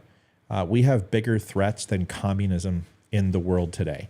And although it is a certain threat, for you, if you did know China as well as you say you did, you would understand that the last thing they want is to invade the United States. China has no earthly passion to get into a war with the United States. And the reason why is economically, they own a shit ton of our debt. Over $6 trillion is owned by China. They don't have the ability to run logistically a war of that magnitude across the ocean. They also do not have the capability of running a war against Europe, which they most assuredly would have to do if they attacked China. They don't have the aircraft carrier superiority that they need in order to hit the United States effectively. They have 0 nuclear carriers. They would be absolutely hamstrung by refueling and resupply and logistics, which means that if they cannot seize the South Pacific, if they cannot seize the Indian Ocean, they can't run a coastal war in the United States. China is not a threat right now. They're going after Taiwan because they want to be an economic powerhouse. They want to be the 1980s and 1990s United States of America. They don't want to be 9 cities that are predominantly Sri Lanka or Dubai, and then the rest of their land mass be impoverished, in famine, and poor. Their energy is completely non-existent. They are 100% dependent on imports. They are very similar to Japan in 1940. China is financially in closer to ruin than they ever have, an economic collapse, because the Maoists are taking back over any capitalistic norms that were built over the last 25 years in China, which got them out of their communist way of spending more and focusing on military might rather than infrastructure and growing, like those 9 provinces that I did mention. China, although is, from a militaristic standpoint and a ground game, incredibly strong with their military, but from a naval standpoint and air superiority standpoint, they are negligible. I don't worry about China. What I worry about more than anything else is Iran and their ability to get a nuke. And that is my number one focus. That's the thing that keeps me up at night, because Iran doesn't want 100. They don't want 1,000. They want 1. And we've all heard this. It's not that I'm saying China isn't to be a focus. It's not. Go ahead and get Dr. Roastmaster analyzing his wife's vagina, who's his sister, whatever he is. Just go ahead and ban him. Anytime you see him, just ban him now. Don't even give him the time of day. Just cut him out. Done. So that's my whole point, is that I'm not worried about China. I'm not worried about Russia. My focus is Iran, and I think it should be most people's focus. And the Middle East is a hotbed right now, and it's going to be that way for some time to come. Moving on. Oh, is that his picture? Where? Let me see this guy. Hold on. Dr. Lispy. I think we finally got an account that he didn't fake. Oh, this will be good. Oh, we got his picture. This is cool. Let's see this guy. He's got a neck beard. Hold on a second. Let's see if I can fix this. Oh shit, my screen's completely fucked up. Is that Trump Jr.? Who is that? I don't know. It's hard. Well, it's screwing up because I'm trying to. God, my screen is completely trashed. We're just going to let this thing catch up. Okay, it's gone. Did you see that? Yeah, your picture like shrunk. That's what she said. I wanted to see if that was really his picture. It's doubtful, because I've seen the guy. We all know who he is. He's that putz that comes on. You know, the guy who's bald and has the receding hairline? No. And he's projecting at me and says, I need to take testosterone. Nice. No, that shows how memorable he is. Well, he came on the show, and he popped in here for a few seconds. And, he likes to last a few seconds. Hold on a second. I want to see if this is him. I just want to see his picture. I don't think it's the same guy. No, it's not the same guy. Reason it's not working. It doesn't matter. All right. So anyway, that's it. I mean, I can understand people's fear and trepidation, and I can understand that people are nervous about China, but China doesn't want a land war in the United States. They want economic growth. It's what they've wanted. It's what they long for, and they have plenty of areas to expand into, and their focus is Taiwan right now. That's what they want more than anything. All right, I want to break down this video. We had a chance to see Nikki Haley. This is the last one for tonight, and then we're gonna go, and then I'm gonna go and beg my wife for some personal attention, because I'm going to go take another poop, apparently. Gross. Can you never say that again? Well, apparently that's what I went and did. Well, this guy's a twat. Yeah. I mean, he's reaching. He's handling the lisp thing, and I'm kind of like, I've listened, and I think what he's talking about is when I say an S, he says it's a lisp. It's not having the effect that he thinks it is. And when he keeps talking about my body, I'm like, dude, that's a compliment, because now all you're doing is pointing out your own projections and inadequacies. It's pretty pathetic. Here we go. Let's go into this. This is an interesting thing. This came around in regards to Twitter and everywhere else. This is Al Jazeera. And if you remember, Liv, they gave the Palestinians some instructions on the time of day and the route to take that wasn't going to be hit with armament and bombings from Israel, and said that it was free of Hamas. Okay. So they could escape on this route. And here is the video. And there's no accusation here. But what they're trying to do is say that Israel bombed the highway that the refugees were fleeing on to kill Palestinians. Now, first of all, I just want to be completely transparent. Why would you waste $100,000 bomb units to fuel an aircraft, put it up in the air, have some sort of guidance, and bomb a car when you could do that with small arms fire at a checkpoint and literally just fill the car full of bullets? Why? Well, they say because of anonymity and they wanted to make it look like an accident. Okay, yeah, so they wanted to bomb one car. For what reason? I mean, that's the point. They don't have TV. This isn't being broadcast all over the internet. This isn't something that some people are seeing live. These people are fleeing for their lives. The infrastructure, the communication inside this country is non-existent right now. What message could they possibly get for hitting one car? So watch this breakdown. Watch Al Jazeera. Watch how full of shit they are. And they try to subtle innuendo that this was actually done by Israel. On October 13, the Israeli army called upon residents to evacuate Gaza City and move to the southern Gaza Valley for their safety. They highlighted safe routes for people to take and said they would refrain from bombing them until 8 p.m. on the same day. Leaflets dropped on residents of Gaza carrying similar information. Some people took the warning and fled. Soon after, videos emerged on social media of a bombing on the convoy of residents trying to evacuate from northern Gaza. Al Jazeera digital investigations team Sanad.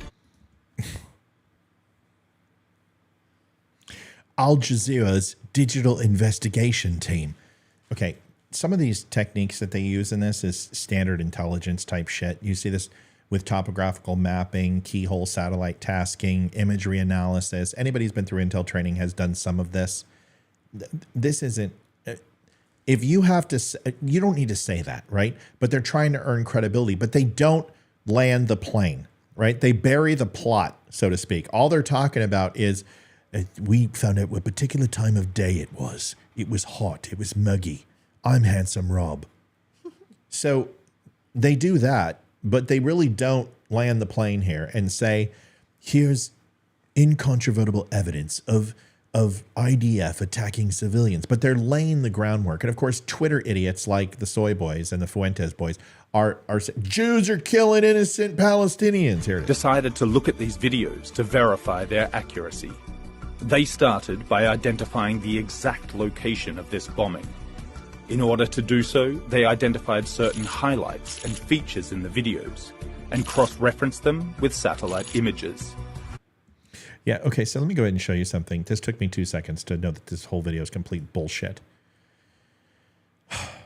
Liv? Yeah. If it's in the afternoon, what time does the sun set, do you think, over there, roughly, based upon these shadows that you see? Can you see those? Yeah. See these shadows? So yes. Where would the sun be in this location? Where does the sun rise? In the east or the west? Sun rises in the east. And where does it set? In the west. Okay, so where's north? Straight up. North's going to be that way. Okay. Okay. What hemisphere are they in? Southern or northern? I think they're in the northern. Check.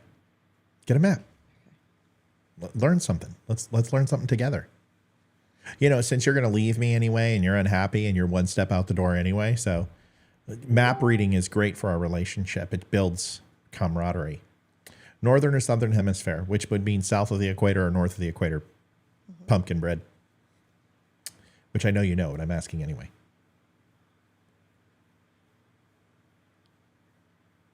They're north of the equator. Northern hemisphere.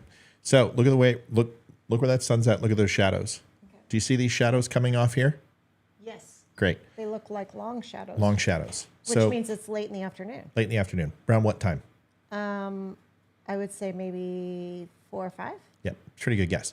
It's a really fucking good guess. Around 4 or 5 in the afternoon is from the best. Very, very good guess of what time it is and where the sun's located, what's north, what's south. And obviously, this is the only oil reserve canister, which basically provides power to all the burning furnaces inside and things to that effect. So this is an oil reserve. right? Very similar to a propane tank. If there's only one of these in the entire country of Israel, by the way, and it's right here, but that's fine. Also, this little token bus vestibule where you can sit underneath here, that's also the only one. But yes, they happen to be side by side, but that's fine. Let's go ahead and play the rest. Now watch what happens. In the videos and cross. Okay, now let's look at these shadows. What time is it?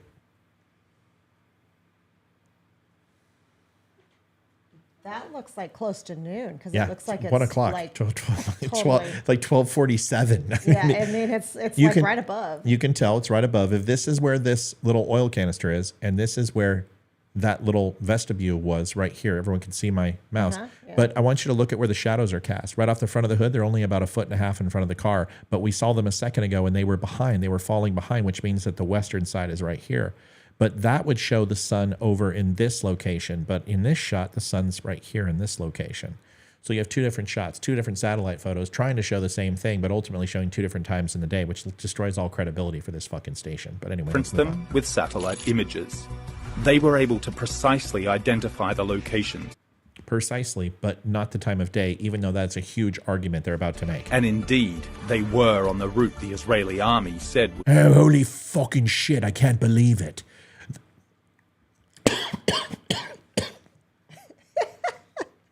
Stroke.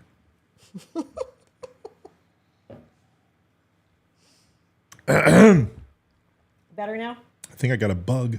I hate that. Was it a fly? I think it's going to make my lisp worse. I don't think I can do the suffering succotash.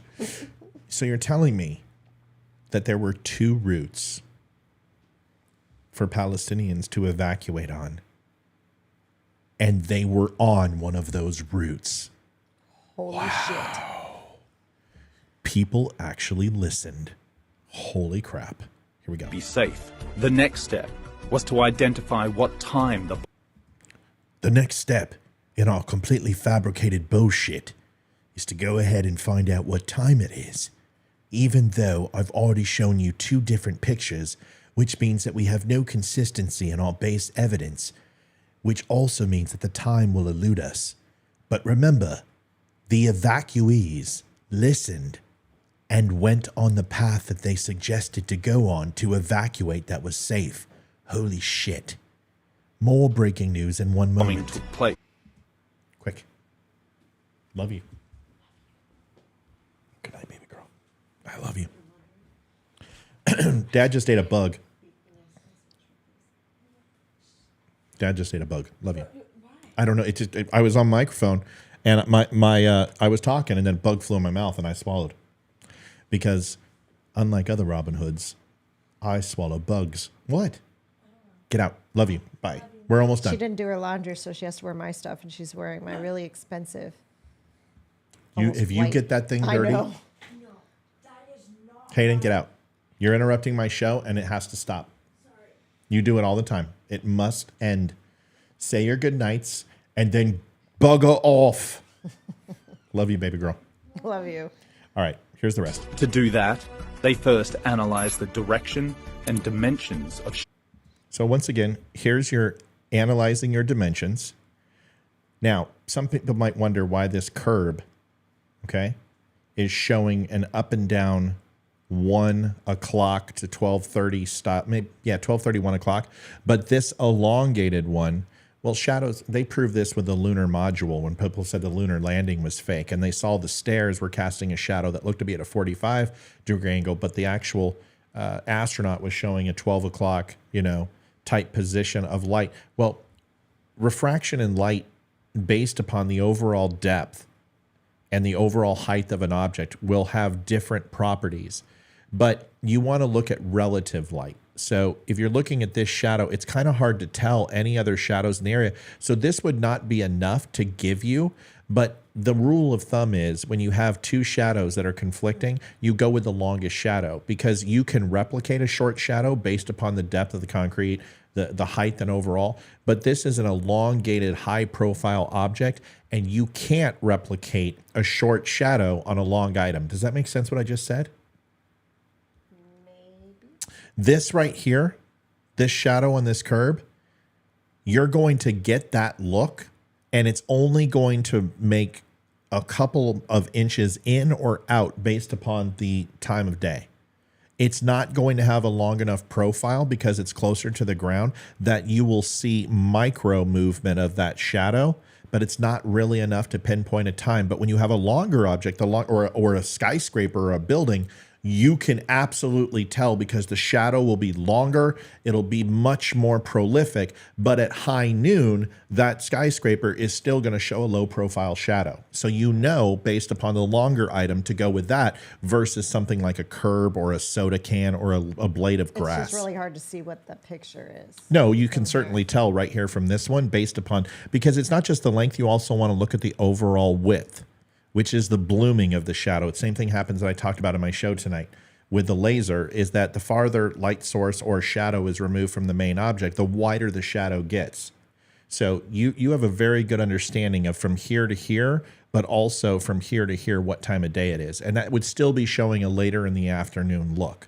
You can also tell by the haze, and you can tell how the high points of the sky here are the same as the low points of the sky, meaning that the sun is shooting from across versus up at a higher plateau shooting down. Does that make sense?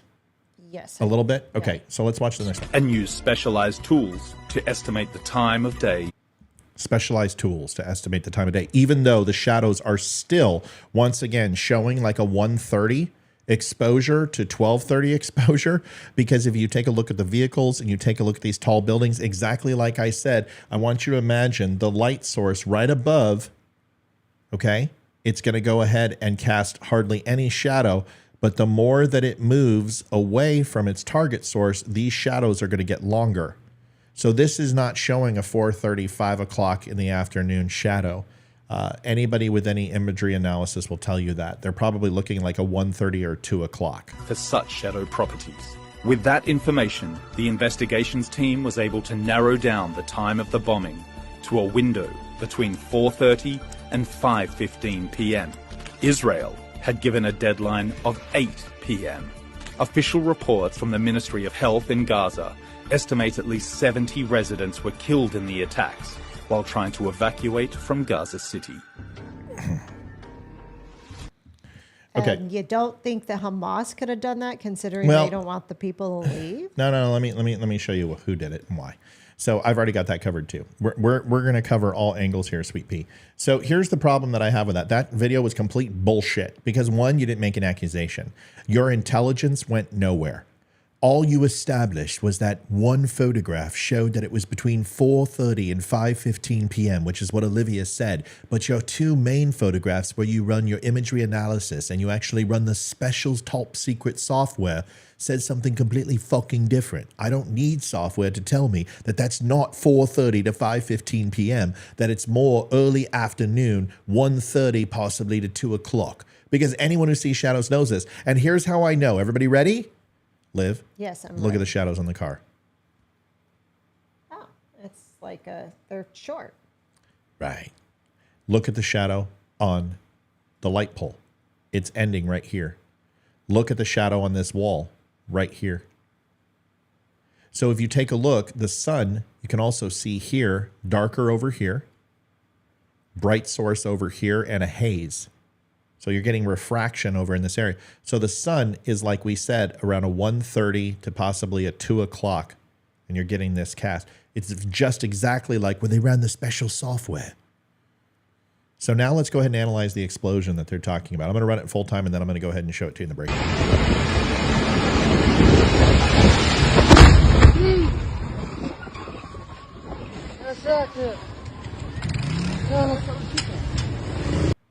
Okay, let's watch it again.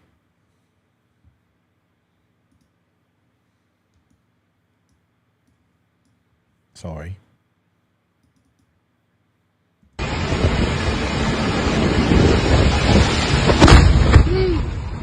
Okay, so now we're going to go, by the way, look at the shadow on the bike.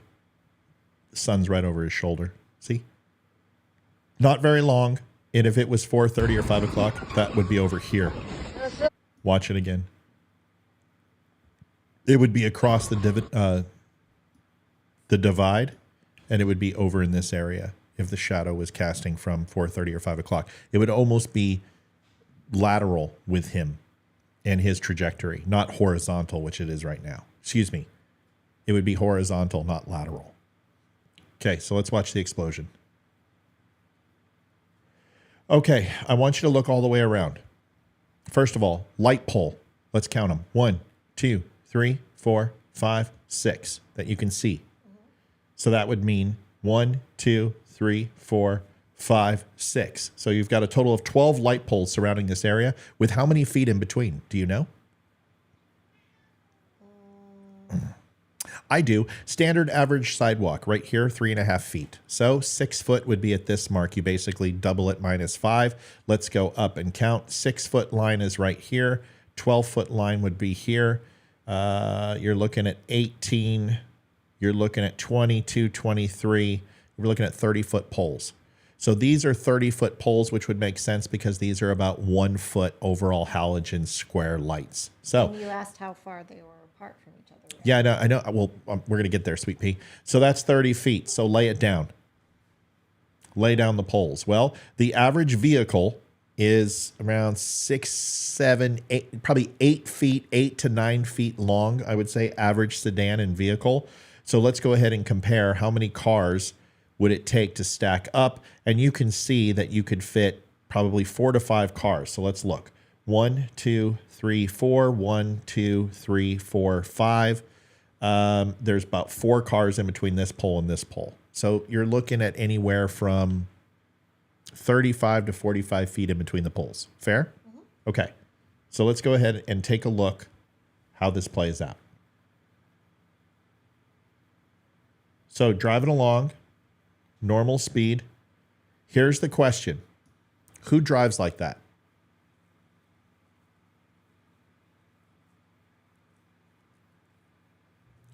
Look at this person who's in this car. This is a car, right? Yeah. So the person in the bird's eye view is in a vehicle. Is that fair to assume? Yes. Well, we know that's not true because that is a bike. And there is no way that that's another car. That's true. So therefore, it's a Bike. It's a bike. So you have 2 bikes running side by side. So this person right here, if I was Israeli intelligence, I would be finding out who this fucker is. I'd be checking his plate to find out who's filming. Because in my opinion, with the distance that they are between that car and that car, it's a little too far for me. I'm wondering why they're not diving through traffic because they have motorcycles, why they aren't riding up on the curb, why the fuck they're not getting out of Dodge, and why they are a safe distance away from this explosion. I was just going to say, why, if you're trying to flee a country, why are you videotaping it? Yeah. I would just be getting the fuck out of there. So, in my opinion, I bet this tape comes from Hamas.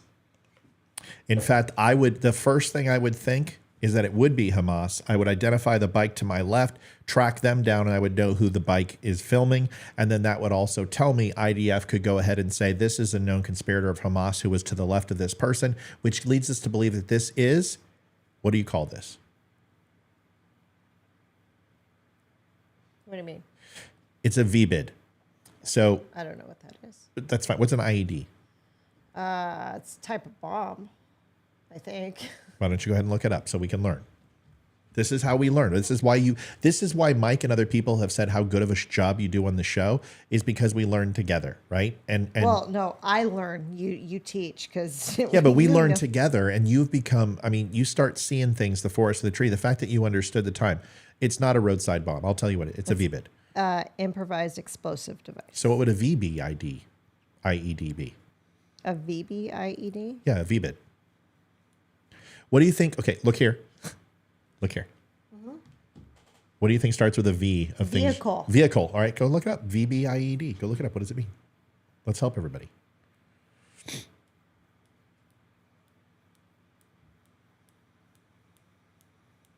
Car bomb. Correct.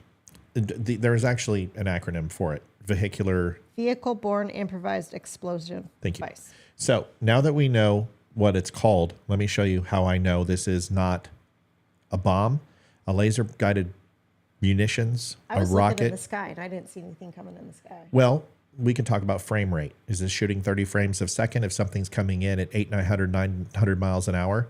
Would it? Well, let me explain to you first of all. There's a couple things. One, is that the explosion, I'm going to do it frame by frame so we can break this down. See that?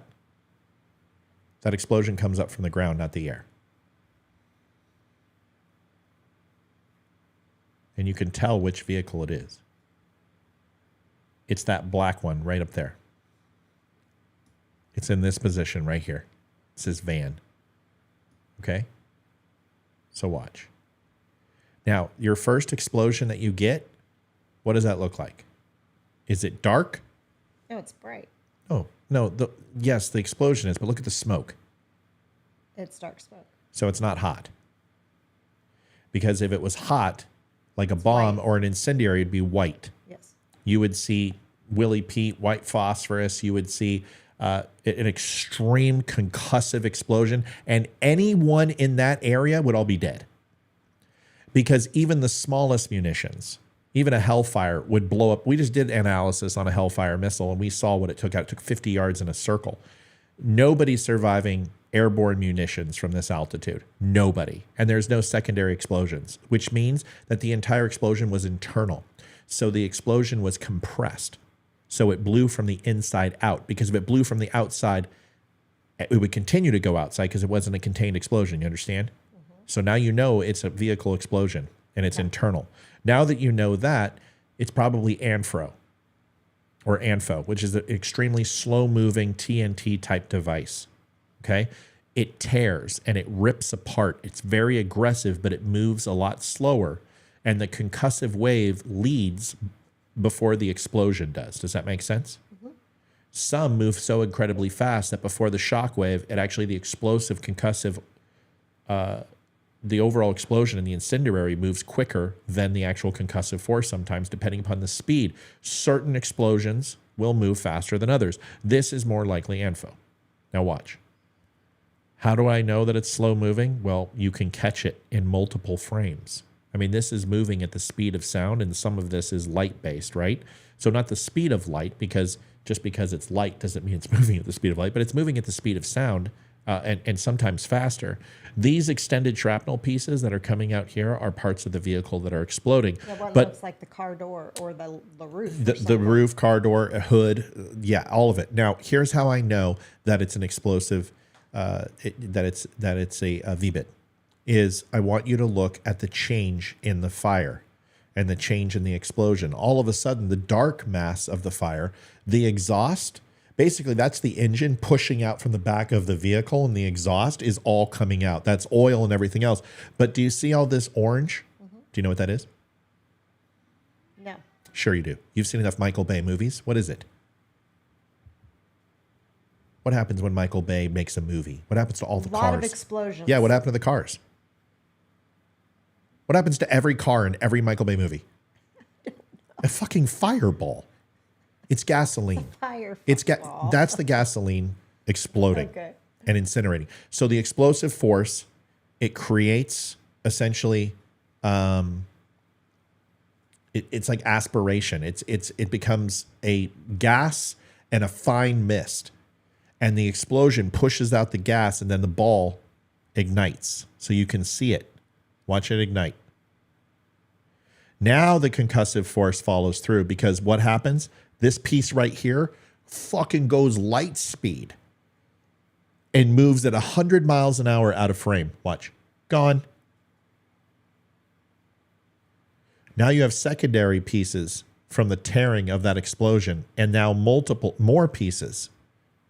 And there's your fireball, which is from the ID. Now you have your white smoke. That's extremely hot. All of the cold explosion and the initial smoke has now superheated into superheated steam. And the atmosphere around there has gotten to a level of degree where the water has started to boil and created steam. And any of that black sooty mess that you saw has now superheated from the explosion. The guy who was filming did not sound surprised. That Well, we're going to watch it at full speed again and get a feel for it. The last thing is that if this hit, you would hear a whistling if it was artillery. If it was a missile, you would also hear it. You would also see it. At 30 frames a second with a camera like this, especially since we can actually map out with 12 frames, I counted the frames, 12 frames of the explosion. That is filming at a high enough rate where you would see a missile, a projectile, but you would more importantly hear it. If it was an artillery round or a mortar fire, you would hear it. This is a vehicle bomb. This was not Israelis. This was Hamas. That's why they were probably filming at the same time. Let's watch it and listen again.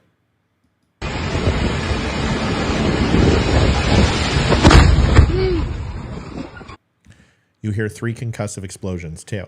So it's very slow moving. So it's refracting on the areas and coming back in. Those, if that was a bomb, if that was a missile, those bikes would be laid down flat. Now, here's what I'm trying to explain to you. Liv, you're driving in a car. Okay. You see ahead of you. You see a massive explosion. What's the first thing you do? I'm going to stop the car. And do what? I'm going to turn around. You're going to turn your wheel and you're going to move. These guys don't even flinch their bikes. They don't lay down their bikes. They don't stop. They continue to head towards the fire fuckball and slowly brake and are comfortable and stay out of frame for a second, because I guarantee there was a concussive force from this. Because if you watch, some of the other vehicles move and veer off to the left and right. This guy hits his brakes. You can see his brakes engaged. These guys don't even brake. It happens so fast. They are probably, their windshields are cracked. Some of them could be unconscious, but they don't even hit their brakes. This guy does because he was within range. But watch these guys. None of them hit their brakes. Not one person. It happens so fast for them. But these guys, he reacts with a brake. These bikes react with a brake. Their reaction times must be superhuman. Watch this again. Why is this guy on the brake and why look how much room he has. Why is he braking? And these guys aren't braking. Something to think about. It's behavior. So you have enough evidence in this thing to really analyze and find out what's going on. Also, what's on his hood? Did he strap stuff to his hood? I don't know. But either way, it looks like they're exfilling, right? They basically left their house. But why is that guy braking and nobody else is braking? Even the bike doesn't brake. Look at this bike. It doesn't brake. But this guy brakes. My initial reaction would be to freaking slam on the brakes. But why? Why didn't everyone else slam on the brakes? Why did this bike slam on the brakes? I don't know. So maybe this guy's the bad. But this guy literally is on a motorcycle, y'all. And he looks down and then has the presence of mind to finally stop and get off of his bike. A lot of questions. Whole bunch of questions. There you go. So here's the thing. Fuck you, Hamas. You just blew up innocent Palestinians. It's not Israel. Israel didn't do it. Anyone who watches that knows. So here's just more narrative that Hamas cares about civilians and cares about Palestinians. Here's the thing. You can sit here and say that Jews kill Palestinians. There's no doubt they've killed and they're going to kill more. And they don't have a choice. And if you look at the overall death toll from Palestinians versus Israelis, it's like a 20-to-1 ratio. That's because they always cowardly attack Israel and then Israel retaliates and kills civilians. There is no choice here. Nobody cares about Palestinians. Muslims don't care about Palestinians. Israel has shown more over the last 17 years, more acceptance for the Palestinian people than Arabs ever have. These are nomads. These are gypsies. These are people from Morocco. These are people from Turkey. These are people who left their country and were given Palestine by a Roman emperor and named as such. They were given Jews' land. Jews were kicked out of their land. And then after 1940, Germany fled back to Israel and have been fighting for it back ever since. Remember, they were reallocated from their land first. Do I think Israel has done everything right? No. I remember I'm the one that came on and told you that they are going to kill unequivocally with no passion, with no remorse, with no compassion, no remorse. They're going to do their job. And I'm not saying that that's not happening, but this bullshit that Jews are cutting off the heads of babies is ridiculous. The crap that they're hitting innocent civilians on purpose. The Jews have done everything they can to be as accommodating as they can and give as much warning as they can. It has nothing to do with killing Palestinians. It has to do with eradicating Hamas. And unfortunately, when you're killing terrorists and you're fighting terrorists, there is nobody wears a shawl. Nobody wears a turban that says, hey, I'm a terrorist. Nobody has a gold bling that says, yo, man, I'm a terrorist. You don't get that shit. What you get is usually the only warning, just like that. Someone clacks off a vest, someone pops an IED. Those are the warnings you get. That's how you know that there's a terrorist. That's it.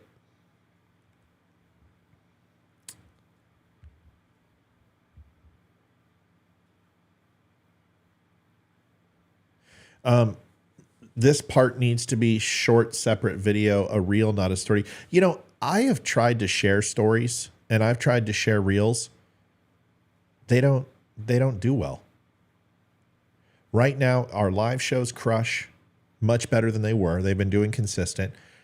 Our recorded shows, I mean, I thought we made a really good recorded show today and I thought it was really solid and it's not moving. They're not moving the needle. Would I post the bomb part as a separate video? Sure, I'll cut it.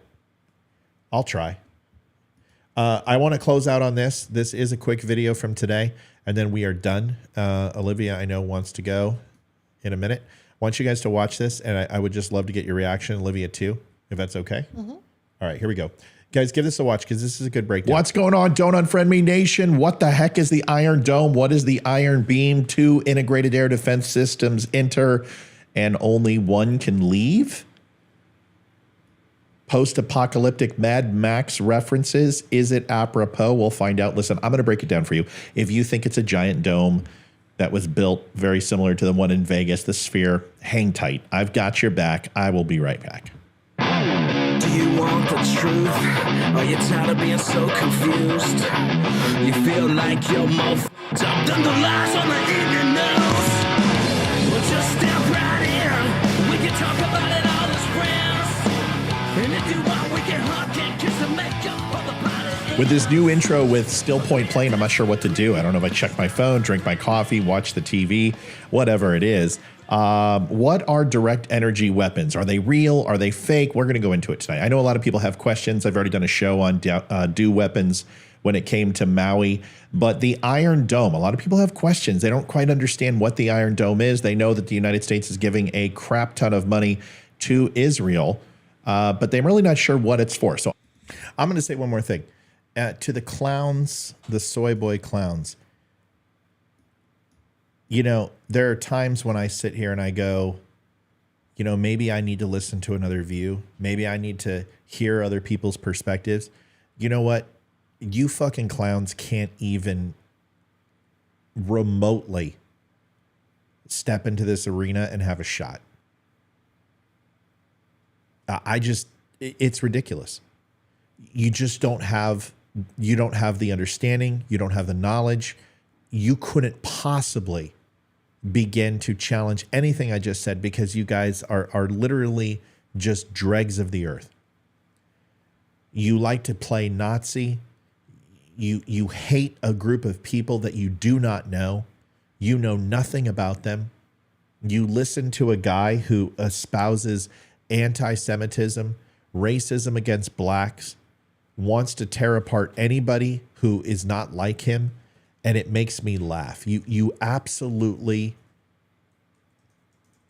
are just a real sad portion of this generation because you don't have any critical thinking skills. You have no worldly experience, and you live in your mom's basement. And I can't help you. I've even tried. I've tried to be respectful to a couple of you and bring you on the show and give you a platform and listen to what you have to say. But in the end, your true colors show your hatred for people not like you is just such a lonely and depraved existence. And you can project your shit onto me all you want. You can call me Ben Roethlisberger. You can say I have a lisp. You can insult my wife. But dude, we live an amazing fucking life that you will never understand. And we have an amazing home, amazing kids. We love what we do. I've got a gorgeous wife who I love. If you could just scratch a tenth of that happiness, you will have a blessed life. But you guys pretend to be Christians. You're not fucking Christians. You're neo-Nazi fascist fucks. And you have ruined this party. Fuck the party. You have ruined a group of people who only differed from another group of people on 5 or 6 categories. You are now diametrically opposed to what makes human beings human, which is a sense of compassion, a sense of curiosity, and the ability to want to grow out of your comfort zone. You keep coming, I'll keep fucking trashing you punks. You guys aren't nothing. Anytime you think you're ready, there's the call-in number anytime you want it. I'm going to explain it to you. I'm going to break it down for you, but I'm also going to talk about the iron beam, which a lot of people have no idea what that is. And no, that's not some sort of structure. That's a singular beam going across Israel. We'll cover that too. But first, let me tell you what's fake. There's a couple videos going around on Twitter and also pretty much all over social media, which are absolutely bunk. I'll show it to you right now. Now, this is the first one, and you look at this, and you're seeing some rockets fire off, and then immediately once they leave, you're seeing these pulses very quick. Well, this is actually a video game. This isn't how DEW weapons work. In fact, they don't work this quickly or effectively, and you wouldn't be hearing the concussions there if you listen to the small. There are independent investigators that say there is no evidence of DEW weapons in Maui. They firmly state there is evidence of arson in areas. These guys are bringing receipts. I don't know. I already brought my receipts on that. I already told you there were no DEW weapons, and everyone said I was a liar. So I already brought those receipts. I've moved on. I've already put Maui to bed 100 times. Explosions, they're not lining up. Here's the next one. There it is. Now this one's a lot more convincing. Now this looks like a pink. And go figure it's Cindy Young. Cindy, I don't need any more trolls tonight. So listen, I have no problem with your opinion. I have no problem that you watch the show. But you clowns have moved off of direct energy weapons, and now you're saying arson. You guys change your fucking story more than a hooker changes her underwear. I mean, I'm so tired of hearing this. I check many sources. Source, trust me, bro. I've already blown that story apart. I destroyed the direct energy weapon bullshit just like I did this. So go away, Cindy. Cindy, go away. Not tonight. I had the soy boys on. I don't need you on here too. Floyd Laser Light Show. I check my sources. You don't have any sources. You fucking listen to other people and you make your opinion off that. A source is somebody who comes to you because they know you can get the word out. You don't have sources. Okay? You crawl the internet and find things that tickle your fancy, and then you come back here and regurgitate it as facts, and it's bullshit. And I've long since already destroyed that. It's already over. Maui's done. Enough. But the thing about direct energy weapons is that they don't necessarily work that fast. They take hookers wear underwear, yes, when they're not hooking. Some time to go ahead and melt down their target or get them hot enough so they explode. So when people show these things, of course, Cindy, you're a troll if you're starting to push direct energy weapons in Maui. You have no idea what a DEW system is. You have no idea the power capacity. You have no idea. Right now, they can't get that thing smaller than 2 semi-trucks, okay? And you expect it to be in a mobile device like a satellite or a plane. You need to stop. Direct energy weapons are extremely advanced, and we are just scratching the surface of direct energy weapons. I did a full video on it. So do me a favor, Cindy, just watch. You're going to be like, you know what? This is bullshit. DEW weapons are no, this is what they can do. I explain it to you. I break it down to you. I do it in grandma terms. I had an 86-year-old woman today tell me, she's like, thank you. I thought that dome was literally a dome. I feel so stupid. And I'm like, don't feel stupid. A lot of people, I did too. A lot of people don't know what this is. So relax, Cindy. Just watch the show. Just kick your feet back, man. Listen to my lisp and enjoy yourself. Look at my flabby arms and enjoy yourself. Flabby. Right. Of course, they don't understand this. I'll explain it in the video shortly after. But let's talk about the actual Iron Dome. And I don't want to get the two confused. The Iron Dome has been in place for quite a while. Richard Engel did a great video, which I'll show you in a second. But he talks about the Iron Dome's effectiveness. Since the attack started last week, over 4,500 rockets have been fired towards Israel. And according to the IDF, the interception success. Listen, I understand I look like Ben Roethlisberger. Okay, I get it all the time. I don't really see it, but you know, some people say I think he's a little but But whatever, fine. You know what? I don't know. A lot of people say he's good looking. I get Kurt Warner a lot. Who else do I get? Do I get anybody else? Oh, Graham Norton. Yep. Graham Allen. Graham Allen. Yep. Graham Allen. I get Graham Allen a lot.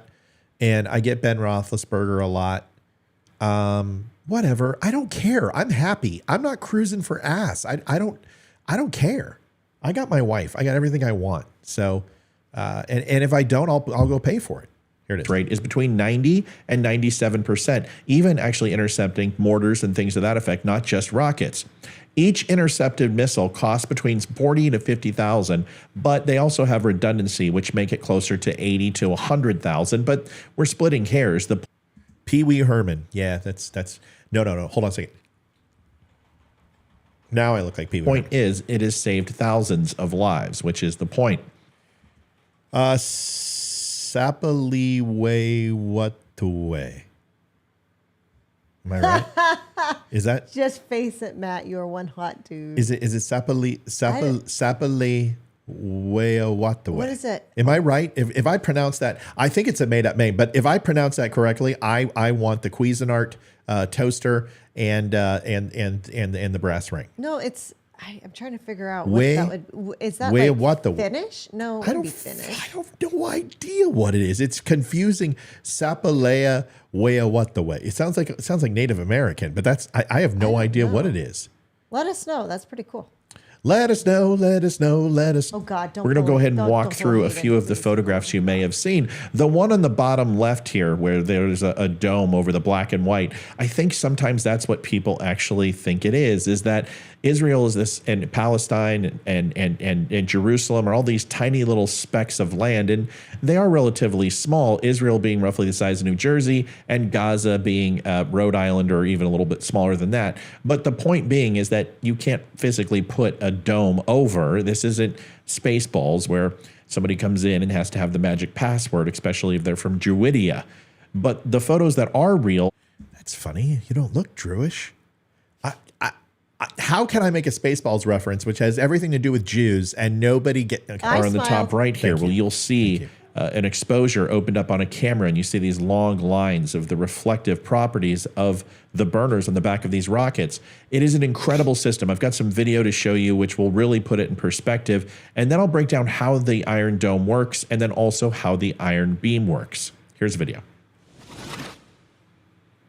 You can see it streaking in the sky right now, turning. So this is the video from Richard Engel, and what he is showing you is a rocket that is taken off, and now it's going to do its point of turn to lock onto target that it wants to hit. And based upon geosynchronous data or a GPS location, or honestly a homing device, integrated air defense system, actually, Glenn, but close enough. You got close. Or some laser guided type missiles, which Hamas does not have, you will go ahead and get your pinpoint accuracy to be. Wait a second. Thomas just said he's never seen Spaceballs.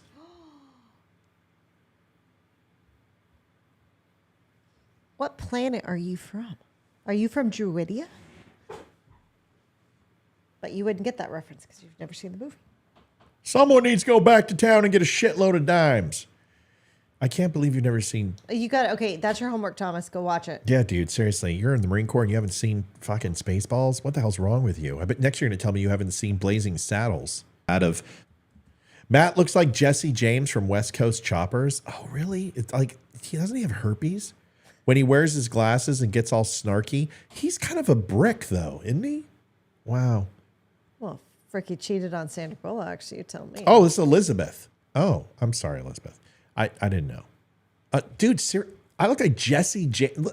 You guys aren't making me happy. I've never heard that one. Yeah, you're not making me happy. Jesse James and Ben Roethlisberger. I mean, Graham Allen, I can understand a little bit, but really? Jesse James? I don't like Jesse. He cheated on Sandra Bullock, the dick. Chris did. What? How dare you? She hasn't seen it either. What the shite is wrong with you people?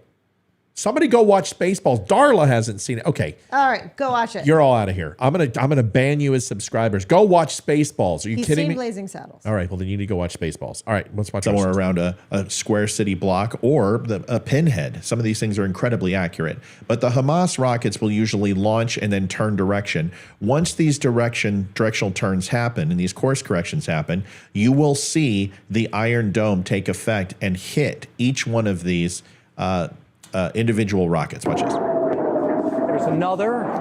This is being launched from a different site. So now you'll start to see the Iron Dome see the blooms? system. They're getting hit right here.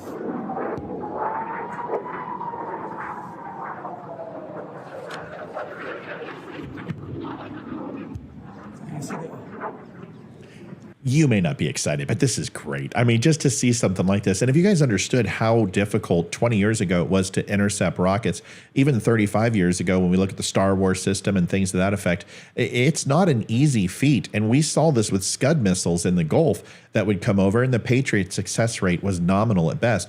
But the IAD system from Iron Dome is an amazing accomplishment, and to see 90% attrition rate from these incoming projectiles is incredible.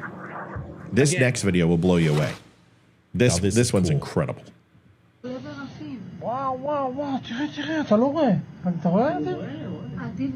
are all rockets. Like something out of Independence Day. Can you look at that? I mean, look at it, just snuff out all of these. It's an amazing system. And truth behold, you've got about 3 or 4 that actually made it through there out of what? 25, 30 projectiles. It's pretty. Well, that's what I said. Those guys, but these guys, that's what I say is these guys deal with this every day, all night. They drive. Impressive what it does.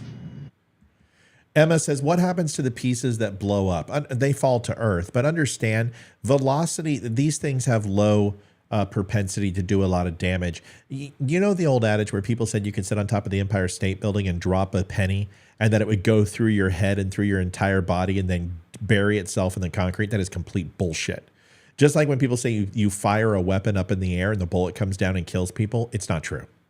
So understand is that the overall terminal velocity of an item by its mass defines its penetration value. And a lot of overall, fragments of these missiles, these casings are usually low-grade aluminum. They're not extremely, dense.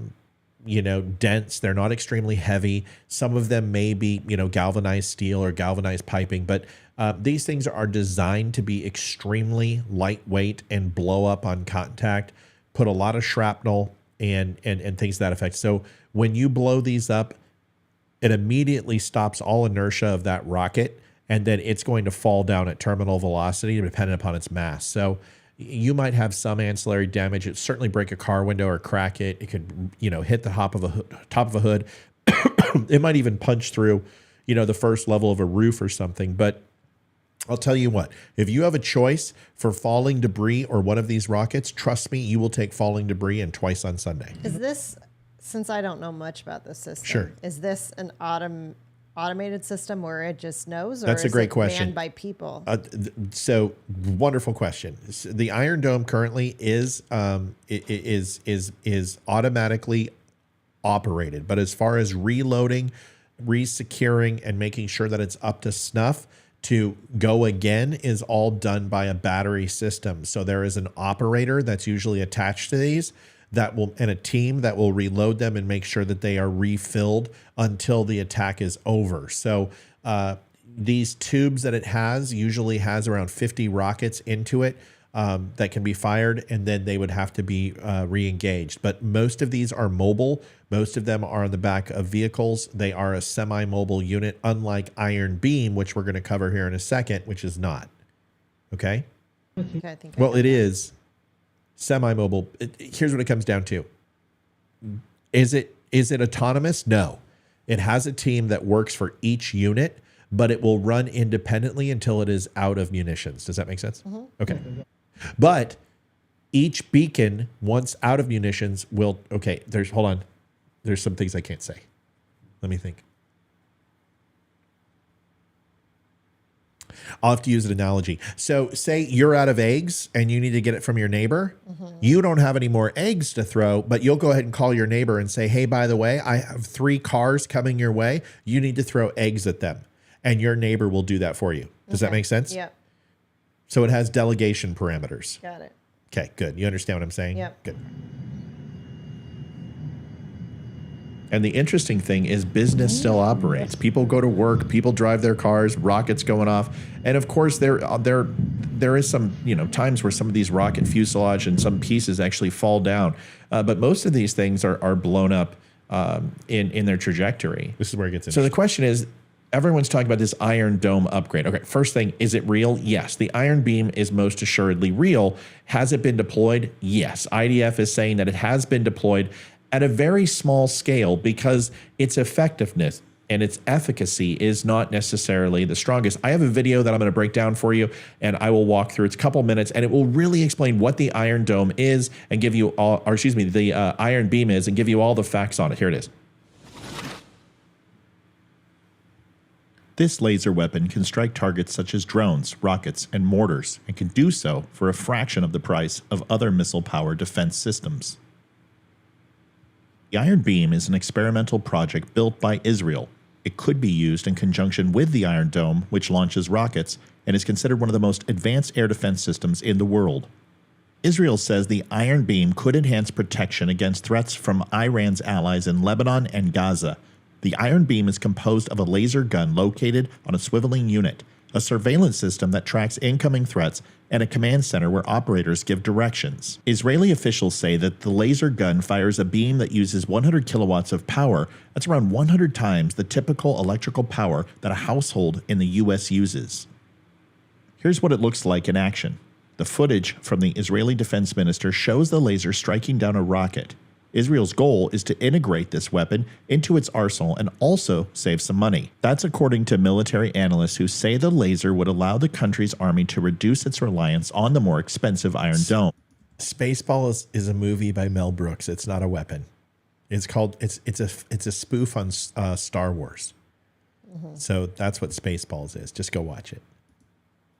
One intercept. Amy says Matt is doing his Mike Rowe voice. No, it's my Jesse and Ben Roethlisberger. It's my list. Missile fired from the Iron Dome can cost $50,000 or more. In contrast, Israel's departing Prime Minister Naftali Bennett said the Iron Beam could be the same thing for as little as $2. The issue is that the system sensors can be hampered in rainy and cloudy conditions. That means the Iron Beam may not be operational in Israel in colder months, such as November and December.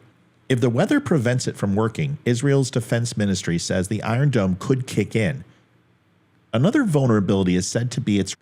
This is not my Mike Rowe voice. This is my briefing voice. This is the way I used to do briefs. Exactly like this. So, like, this would be essentially... Like, if Leroy was here right now, he'd be laughing his ass off because this sounds like an Intel brief. That's it. So that's what voice I'm using. Range the beam loses. Power travels through the air, making its impact on the target less powerful. It's known as the bloom effect. But if the laser starts blooming and widens up, the result is it becomes so diluted it doesn't have an effect. And then there's the speed at which it can take down objects. The period of dwell time before the laser damages its targets makes it slower than the Iron Dome. But every time you push the button, your beam touches the rocket at the speed of light. But then you have to keep pumping energy into the missile until it melts or explodes.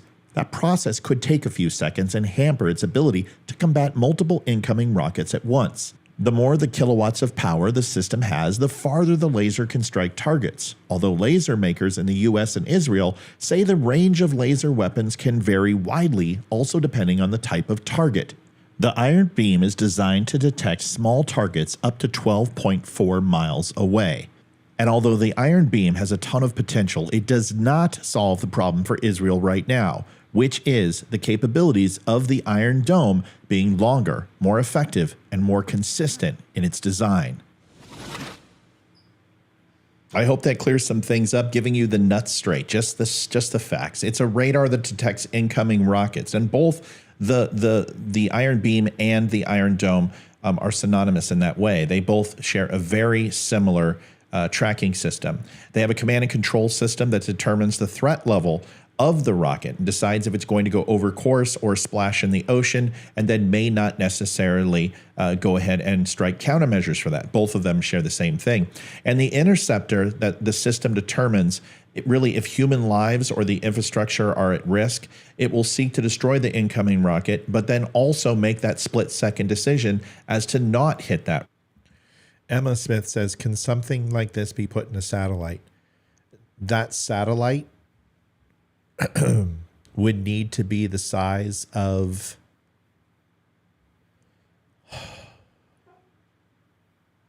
probably 4 boxcars. The reason why is its solar profile is the only way. There's no such thing as an independent energy source at this point. We don't have a flux capacitor. We don't have a magnetron. So you can't use nuclear. So you would have to use solar power. That's how Nautilus works, and a few other satellites work, is all based upon solar. So when the sun is up and it gets its profile for, the 22 minutes or whatever the profile would be, depending upon its speed and its geosynchronous orbit, would use solar to go ahead and recharge itself. But understand this, the lasers that the United States use are so much more powerful. And in order to get a beam from space to reach Earth where the bloom effect would actually not be negligible, that thing would have to be in the tens of thousands of kilowatts, and there's no power source even remotely close that can do that. And solar, it would take 17 years of solar power to charge that. So no, the answer is no, you cannot use these from space. Now, you can use lasers from space, of course, low definition, a totally different type of laser. The thing that makes these lasers so effective, and I have to be careful how much I say here, is that if you want to send a laser from space that reaches the Earth, it absolutely is being used right now for topographical mapping, for surveillance of some sorts. I can't go into specifics, but lasers have been used for quite a long time. But these are not just lasers. These are high energy weapons which use, in some cases, 4,000 degrees to destroy objects. In order to get that to come from the troposphere, the outer atmosphere, the stratosphere, but also to go through the overall liquidity of the atmosphere, droplets of water, you're looking at clouds. There's so many variables. People who talk about direct energy weapons from space are extremely naive, is all I will tell you, just because it's a power limitation at this point. And here's the thing. People can say, well, Matt, I don't understand. How do you know the government doesn't have this? Well, because if we did, we would be using it in the private sector.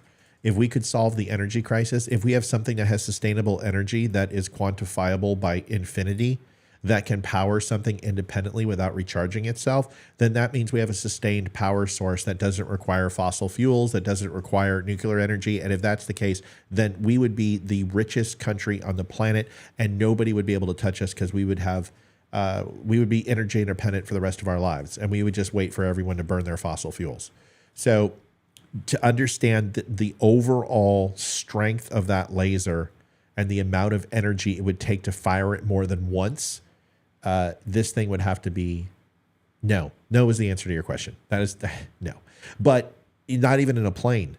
But there are lasers from satellites, of course. I mean, we've seen that. China has done that with topographical mapping. The United States has them too. The XG-1 is a satellite that does topographical mapping. We see it all the time. In fact, we've seen a few of those over the Aurora Borealis and Alaska and other parts of Antarctica and the United States.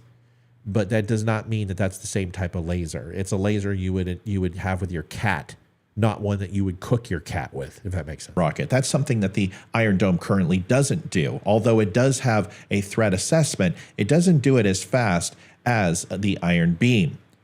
Another interesting fact is that all of these parts, most of them, in fact, 55%, according to the Center for Strategic International Studies, says that 55% of the components are currently made in the United States, which explains why a lot of the funds are coming from your tax dollars to pay for these. 8 Democratic representatives, Rashid Tlaib, Ilhan Omar, Ayanna Pressley, Cori Bush, Andre Carson, Maria Newman, and Jesus Garcia, also Raul Grijalvali, whatever the hell his name is, and one Republican who you might be surprised, Tom Massey, voted against the supplemental funding. The two Democrats, Hank Johnson and Ocasio-Cortez, although she cried about it horribly, and she cried about it horribly because she was faking, abstained from the. Jared says the sun only gives off 174 quadrillion watts. What do you expect it to do? Just stop on by and go ahead and pick it up? You understand solar capacity and solar cells and capacity power and potential power versus actual kinetic power. Totally two different things. You can't just take an energy source and redirect it. You have to have a capacitor that can hold that volume. So unless you want to plug into the sun with a coaxial cable, you have no way to capacitate that power, collect that power, and redistribute that power on something that is in a satellite and then do it repeatedly. I'm sorry.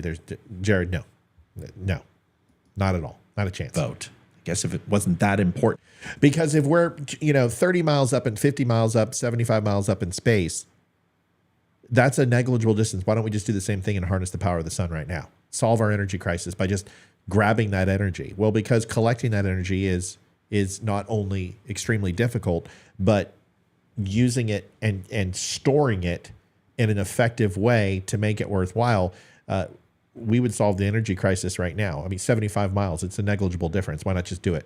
You see what I'm saying? So once again, solar is a great source to power some boosters or to ignite a booster or use an onboard capacitor that overall can be turned into fuel through hydrogen. Sure, you can do that, but that's not going to power a freaking 40,000 kilowatt laser. And I don't even know what the math is. It might be 100,000. I don't know what it is to reach space 50 miles up. I don't know. Considering that I can't tell you what the iron beam, its maximum altitude is, I can only tell you its circumference, which is 14.6 miles. I can't even get into what the altitude is, but I can tell you right now that it's not even remotely close to. Yeah, I can't say anymore. I'll just tell you the altitude's classified. Can't go into that at all.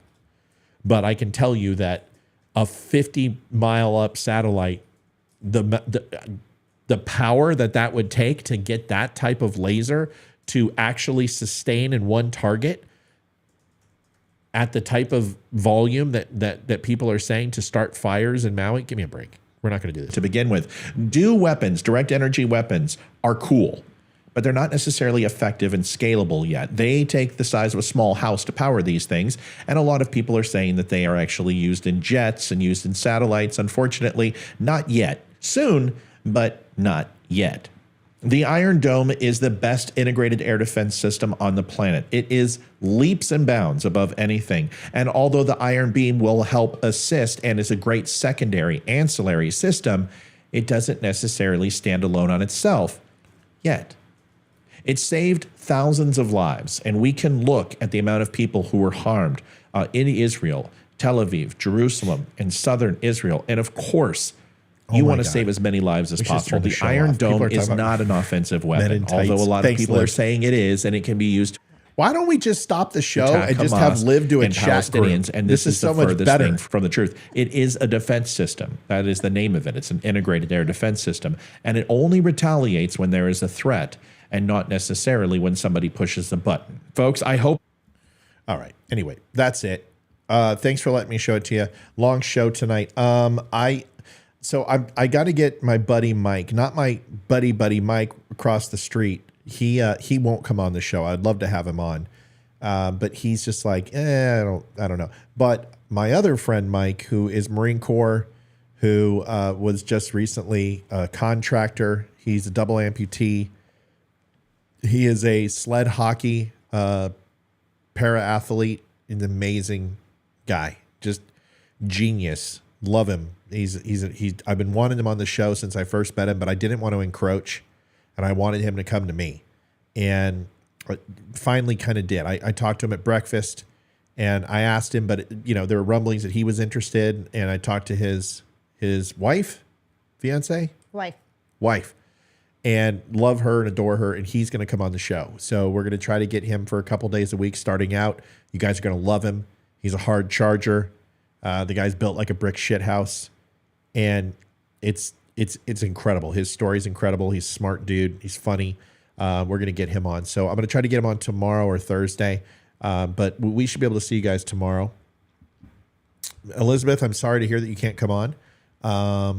But we'll see you soon, hopefully. So listen, everybody. A lot of people haven't seen Robin Hood Men in Tights either.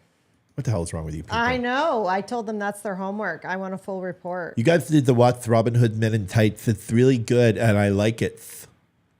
My lisp is getting bad. Gosh.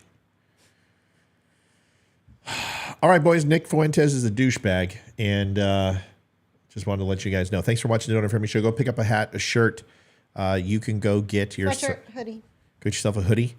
And I'm going to get a shirt that's called "I'm from San Francisco, have a lisp, have flabby arms." I speak San Francisco. And how do you speak San Franciscan? Vagina. All right, everybody. Good night. Thanks for watching the show. Should see you guys tomorrow morning. Maybe not. Blinken. There you go. Hey, Blinken. I'm on the West Bank. I'm on the East Bank. It's not exactly the mighty Mississippi. Did you say, hey, Blinken? Lincoln? No, I said, hey, Blinken. Master Robin, you got boobs. Good night, everybody. Thanks for watching the Don't Unfriend Me Show. We're leaving for real. Oh, We're done now. Knock it off, Liv. Stop making it Robin Hood Men in Tights. There we go. So happy. I'm so happy. Someone call a locksmith. Call a locksmith. Call a locksmith.